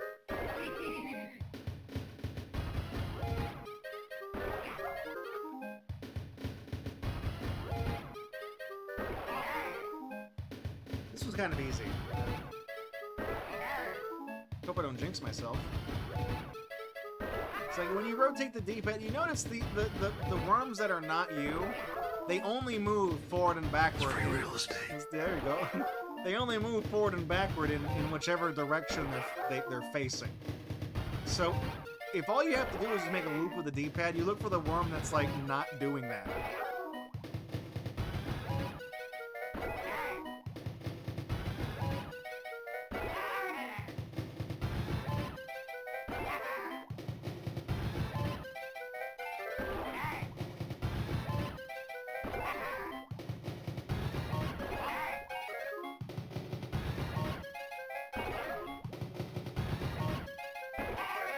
Why do fish eat worms? Like, how come you use earthworms as bait when you want to catch fish? You ever think about that? Because, like, that's not something that a fish would ever see, like, at all. Like, you know what I mean? Because, like, earthworms, they're called earthworms for a reason. They're not called water worms, okay? And fish don't live on land, so... like, theoretically, their paths should never cross. So, do the fish just eat the worm because, like, they see the movement and they're like, oh, that's got to be food or something? That's moving and I'm bigger than it, so it's food? Is it really just that simple? I mean, I feel like fish don't seem like particularly intelligent creatures, but, you know. It's kind of weird to me that it's like they don't, you know. Nothing that, I guess it's comparable to like a shrimp maybe, I don't know, in like appearance.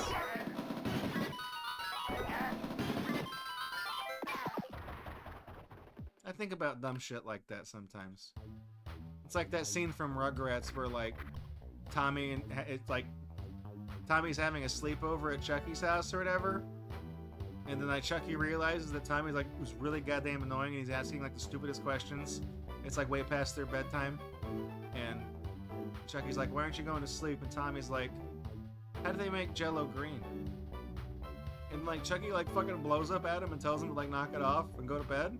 And they're trying to go to sleep, and then like Chucky's awake. Like minutes later, he's like, how do they make it green? It's like that's the type of dumb shit I think of. It's kitty cover. 15 points for kitty cover. The kicker with this one is that like the hardest part is like when you have the level 3 umbrella when it's small, and you have to like kind of like anticipate which way the cat's gonna move. That time it was angled. It's raining sideways. Because like once the cat starts moving, he does have like a little bit of a kind of glide to him. So keeping him under the umbrella is a lot easier once he's already moving. It's like once he's not like before he starts, that's always the hardest part in this one. So you have to like almost anticipate like where he's gonna move. And like obviously like the closer he gets to the side of the screen, the more likely he is to turn around. So you kind of want to give like more leeway to the other side of him as he approaches the edge of the screen. Say I didn't mean for the kitty cat to get wet. No!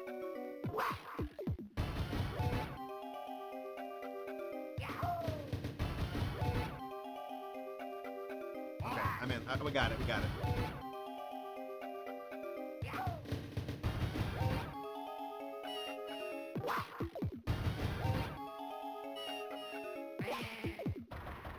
The craziest thing is like when you see a cat that like doesn't care about water. It just is not affected by it. Like the cats that will just like play in the water, put it, and the cat's just sitting in the bathtub. Like, what? Am I supposed to not like this? It's warm. It's bubbles, right? All my favorite toys are in here. I'm in my element, okay? The claw, 15 points.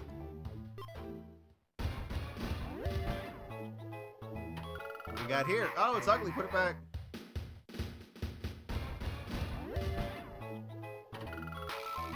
One of the things that I always really, impresses me are the people that are really good at these machines. Whoa, that's a big boy right there. What do you think the E on his shirt stands for? I don't think it stands for anything. I think it's just the letter E.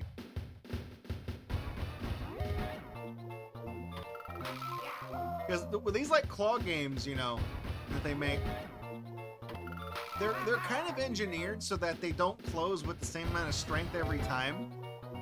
But there are people out there who are so good at them that it doesn't matter, and they'll like clean out a machine like quarter after quarter. They'll just play it and win every single time.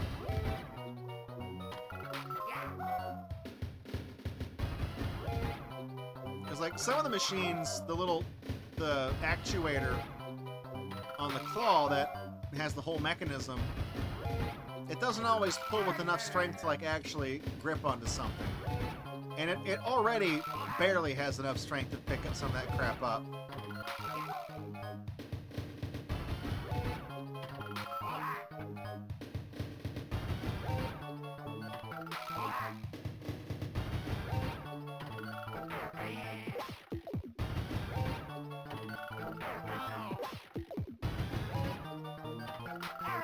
I remember the first date I ever went on when I was in middle school.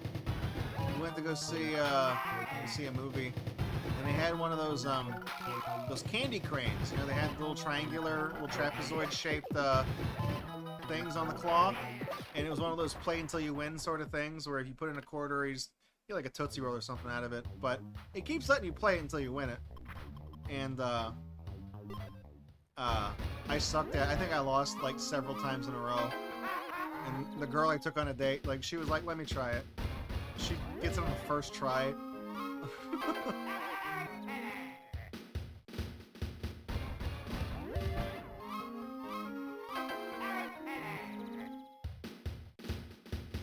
Every time I play the monkey game, I keep thinking like you have to like time your button presses like as he jumps on the tree, because if you wait, he does slide down the tree. I was thinking like you had to time it so you jump like as soon, like doing the wall jump in like Castlevania or whatever. You have to like tap it as soon as you touch the wall to do the thing. That's not what that is. I think you just mash A and it just works no matter what. Doesn't really matter.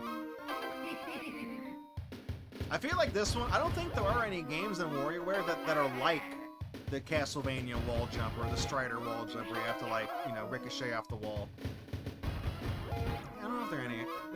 I guess there's the one where there's the skier that has to jump when you hit the part of the slope that lights up, but I feel like this one would have been a better example of it where you do like a ninja wall jump. They could put a ninja in it. They've got games with ninjas in them. We know they know about ninjas.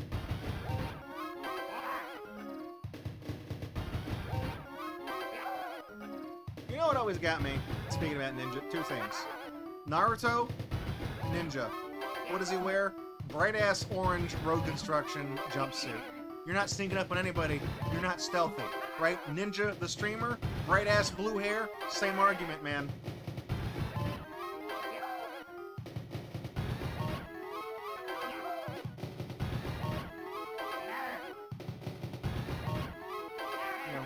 I guess if, like, what I'm saying is that if Naruto called himself Pylon and not a ninja, it makes sense,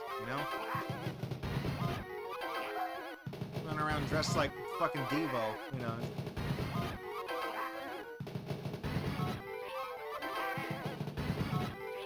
There he goes. I just want to see what happens if you didn't jump. No, monkey! Okay, maybe you can't just mash A. It's past a certain point. Maybe there is like a slight leeway to having to do it right. Crackdown. This one's only 10? I feel like that one could have been like... This seems like a 15 or a 20 game. They give like the weirdest achievement scores for some of these. Uh-oh.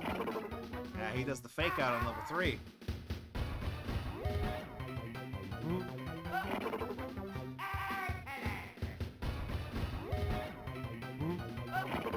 We've heard this song a lot tonight. This is the pinball one.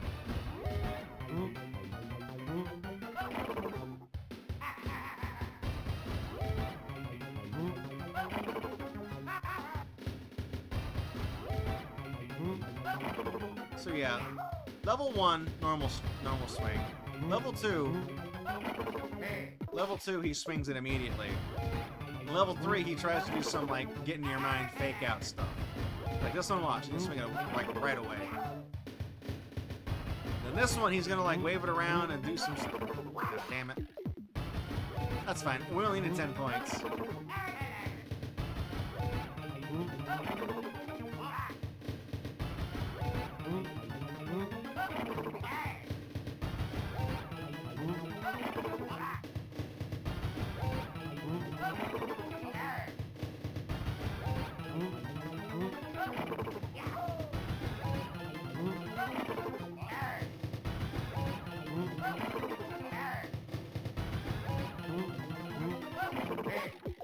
That one got me?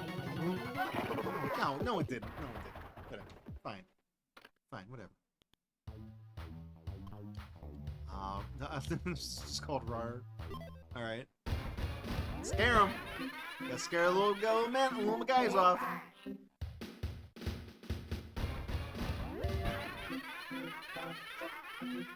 This one's actually kind of hard because if the crowd like breaks up, and you know, like one guy is left on the screen, so usually you can like just chase them all off in one direction.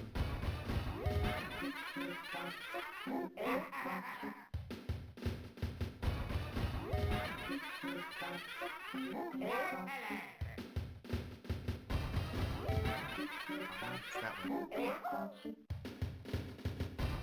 We got it. It's fine. If we have full lives, as long as we get to 7 on this, we got it, because it's... We can lose the rest and still make it 10. Really? I got that one? I feel like I screwed that one up.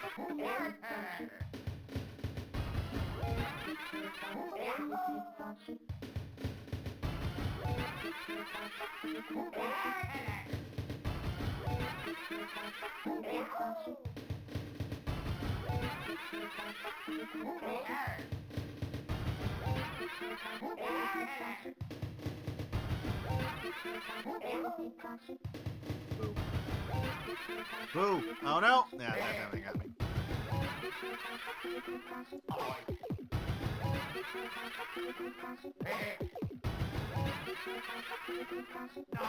Man. As soon as I started losing, I lost every time. That's fine. Oh, this one. Blowhole Bridge. You guys like whales?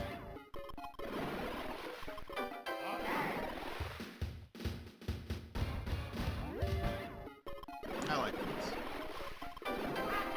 Whales are cool. I thought I could preempt that one and beat it there before it starts.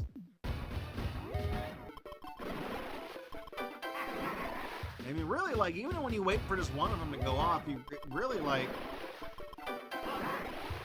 Because the cycles they go on are random, so I almost feel like you have to, like... I see, I just barely made it that time.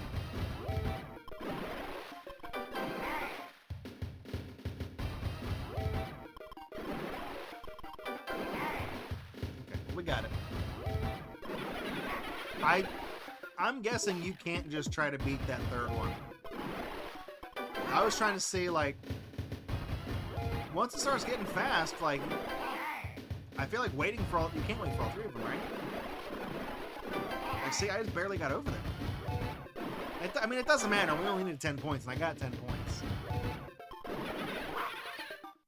Too fast. Yeah, it seems like the third one, yeah, see, I tried the, I pinned it because I thought I was going to hit that last one, so I stopped for a second. And it got me. Okay, here we go. The frog flap. What do you guys know about the frog flap?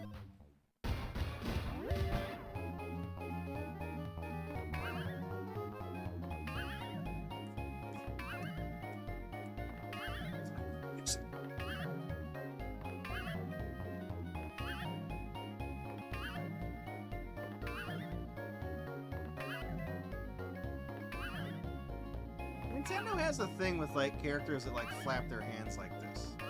So I remember when you play like on the Game Boy camera, when you do like the hurdle race and you jump over the hurdles, you can like mash like A or something to extend your jump, and when you do that, the character flaps his arms pretty much exactly like this little frog guy is doing right now.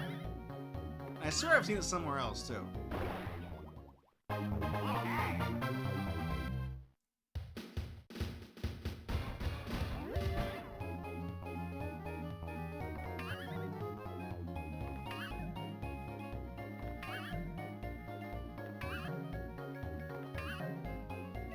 This one has one block jumps in it, I think, right? Oh no, the speed up. There we go. I like how that's how they thought to make this harder. Is like the game speeds up on its own, anyways, the more you play it. But they were like, this boss level that we designed is kind of uneventful, so we're gonna make these little things that speed up and slow down in specific parts.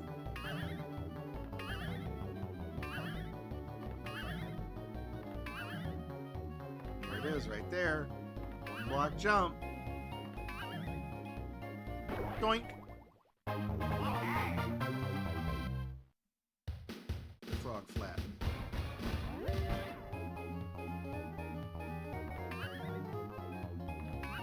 I'm gonna try the level 3 version of this because it's been a long. I don't think I've encountered this one. At least not on stream, at least, because I know like when we were doing the other. Oh, aha, look at that. Look at you. So you can actually speed it up twice, but they only give you one slowdown panel if you screw that up. I know I've played this before, but like in the context of these streams, I haven't played this one yet. So I just want to see what it's like. See if I can do it.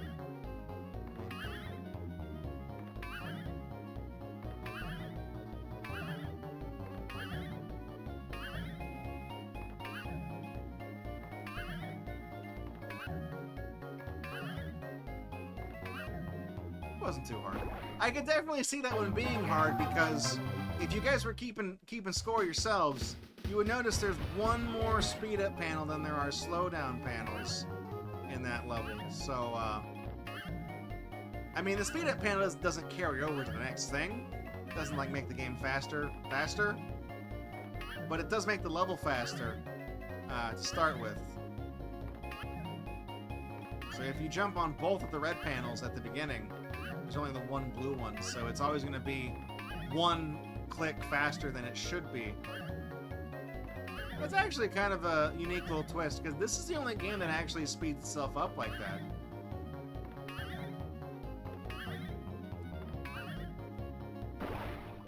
I think it is, right? I don't think Wario's game does that.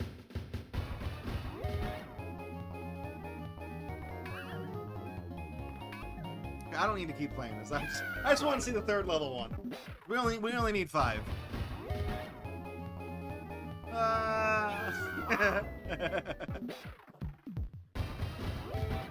Going left. We're jumping left. Oh, that's great. Oh, if I could like tuck it in and do a C jump around that. Okay, achievement. You've got a secret bonus point. So the only one that's left is Wario. I figure we probably should start this on Wednesday. We'll definitely finish the game on Wednesday. Unless PR2 kicks my ass. So I think a lot of Wario's games in this one are some iteration of things we've played before. Because like this one right here is like the eye droplet game, except you don't drop the drops in his eyes, he just shoots a laser out and blows it up. This one is mechanically the same as the spaghetti game, where you rotate the thing. This is another one of those, like, test your might, where you punch through the thing, you have to do it all at the top of the thing. Well, no, it seems like some of these are actually... Well, this one is like the cake decorating one, except you're trying to avoid getting picked up. This one uses the same assets as the golf, the mini golf one, but you have to push it. So I think out of these, the only ones that are going to give me trouble that I can foresee... Rock, paper. How many do you need for rock, paper, scissors? Only 10. That one might not be too hard. What about thumb war? If these were 15 and not 10, I would say they might give me a hard time. The pinball one, that's like, oh, that's also 10. Again, same argument. If it was 15, I might have a hard time with it. Because when it's only 10, this basically affords me the ability to, as long as I get all of the level 1 and level 2s, I can screw up the 3s and I'll still get to the end. I'll still clear 10 points. But I can't screw up on any of the level 1s and 2s. Let's see. Hey, you want to know something you shouldn't Google search? Wario facial, don't search that. This one's kind of tricky. It's also only 10 points though. Man, some of these are only 10 points. That's 20. That's just a timing one though. So this is not that bad. What about this one where you gotta catch the kendo blade? That's only 10. So see, again, this one always gets me because, like, I never know when the timing is. I never know when to pinch it. Who was that? Bad Game Hall of Fame. Hey Cassidy, thank you for the raid. I appreciate it. Welcome everybody from Cassidy's Bad Game Hall of Fame stream. What game are y'all playing? I didn't see. I've been playing WarioWare for the past like 4 hours. We're tell you what, since we got some folks coming in, let's go ahead and knock out some of these Wario games. See if we can get some of the harder ones. So like this one, the Shingle Smasher that we need 20 points for. Just wrapped up your variety show slot. What better segue than a minigame compilation? Not just minigames. We're talking micro games, okay? You got mini games, then you got pequeño game. You got the penny stocks of games. Then you got macro games, which that's something different. That's like property damage on Steam. Don't look at that one. That's a different meaning, okay? The big game, but big in a different way. Let's do the punch one. Punchies. Punch. Got him. Got him.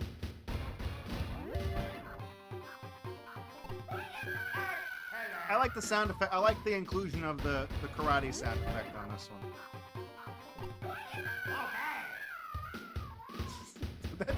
That was modulated like crazy. What was that? They do it every time, actually. What? What? It sounded like a dying cat at the end. What is that? So this one I have to get 20 points on. This one's actually kind of tricky as it speeds up every time we do 3 loops of it. You can see the red zone gets 1 block shorter until it's just, you have to hit it in the red. Now it's going to loop back and it's going to have all 3, but it's going to be 1 stage faster than the previous 3.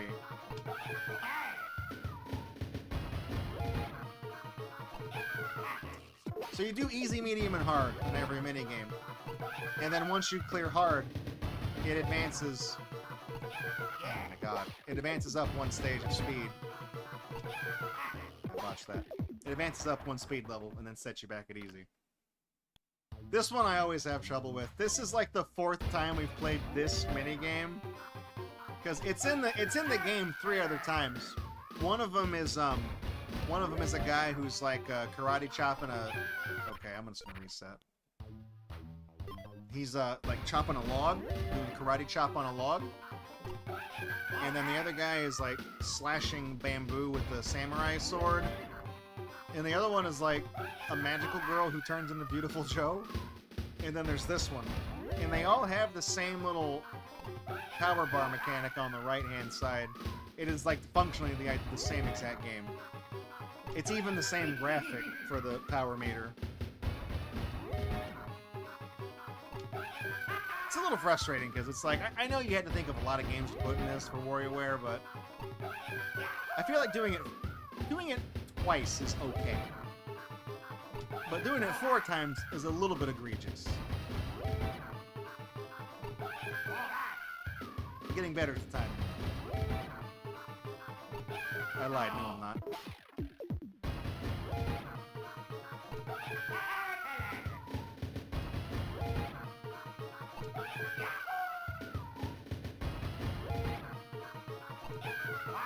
Come on, please, please. Punch the keys for God's sake.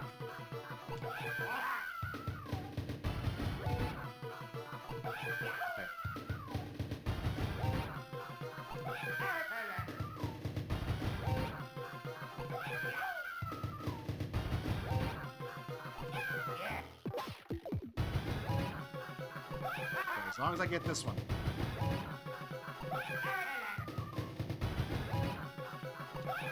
One more. Just because I could. Oh, so I tried to jump right in. That's fine. 21 points. We got it. Got it.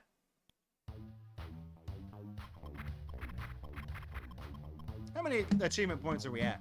How many is the Gatorbox account at? Did we break 24 yet? We're really close to breaking 24,000. As we get further in the game and the mini games ostensibly get a little bit harder, like these are like the score I have down there is the weighted score for these achievements. So, like for example, the one we just did for what was that, cat, right? We did cat. So that achievement is actually weighted. It's worth 83 points if you unlock it. When you factor in the ratio of like for example, only 7.4% of the people who have played WarioWare on RetroAchievements have that achievement that we just unlocked. So, at its base, it's only worth 25 points. When you factor in, like, the ratio of it and weight it accordingly, it becomes 83 points. That's why the achievement score sometimes changes, like, week to week, when we haven't done it for a while. Like, we go play Bakugan or something for a few weeks, and then we come back. Sometimes the numbers go up or down just a little bit, because, all the achievements that we've ever unlocked on these games, the weight is always changing because people are always playing these and more people are getting them and less people are getting them sometimes if more people play the game but don't get that achievement. So it kind of, it's not really a good metric to go by. I guess I could use like the base number, but it's not as big of a number. It's not as impressive. You know, people come in, they say, "Oh, you got 23, almost 24,000 achievement points. Oh, this he's got to be good at games. Good at games." I'm just saying we'll get to 100,000 faster if I do this, okay? Okay? Bakugan, more like we are Baku gone, G-O-N-E, Baku Goner. They Baku got him. They got him in the Baku balls. Hey, quit playing with your Baku balls. It's almost as dumb as Beyblade. Spinning a little top. Yu-Gi-Oh! 5Ds, yeah, 5Ds nuts.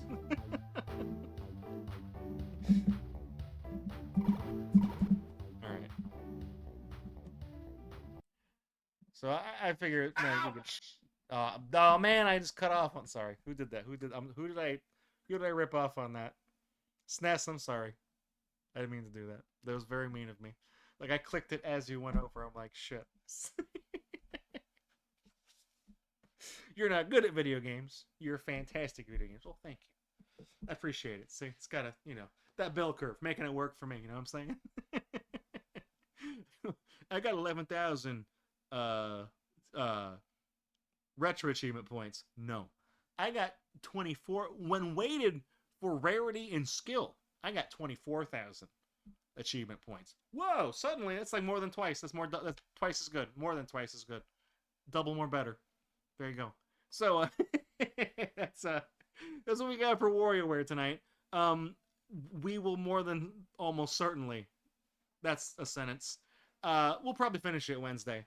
We only have Wario's games, and then for completing all of Wario's, we do unlock Pyoro 2, the last mini game, and then the Pyoro achievement is all of the unlockable mini games you get. The achievement is just to beat the starting high score for the game. So Pyoro 1 it was 10,000 points.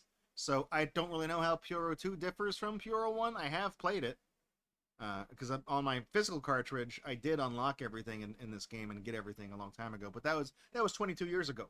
Been a while. Been a few days. So I don't really remember how that game works. I remember original Pyoro more. I feel like that game has shown up in more Nintendo things than the sequel.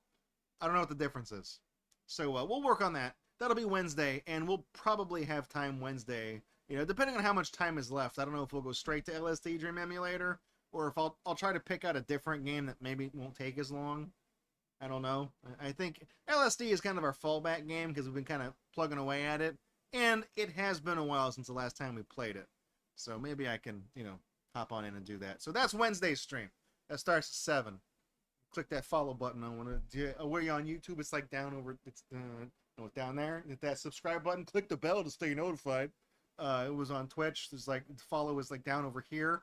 And I think it's also down there on Kick as well. So just, click it. If you're on Twitch, it's purple. If you're on Kick, it's neon green. Right? And it's whatever color it is on YouTube now. It's not red anymore. I don't know. It's like gray or something. It really stands out. It's great. So we got Friday. What are we doing Friday? We're playing the Room 4. That's Friday's game.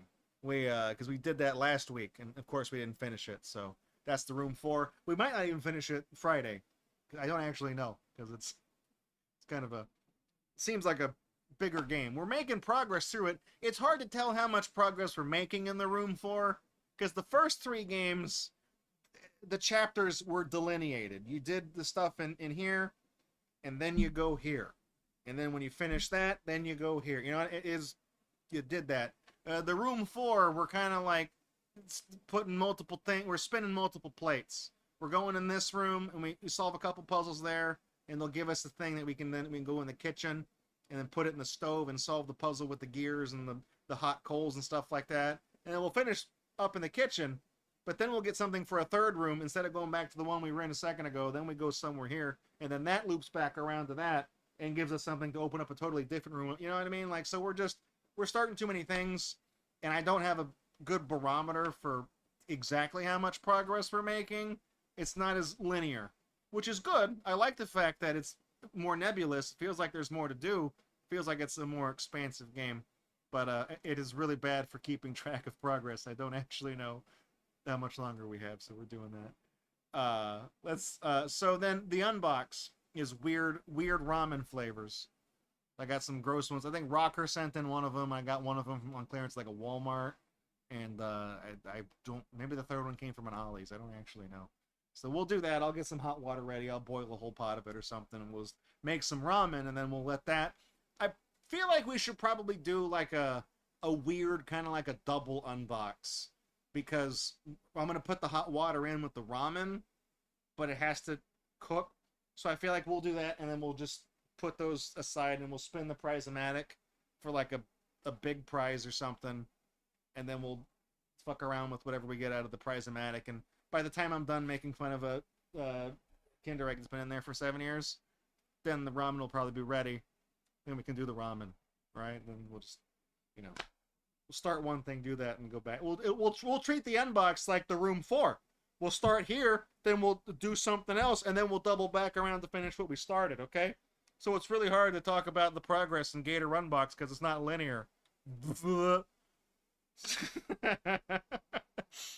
Sness says, you like the Thomas shirt? Looks great. Thank you. Paid a lot of money for it. Limited run games, premium item.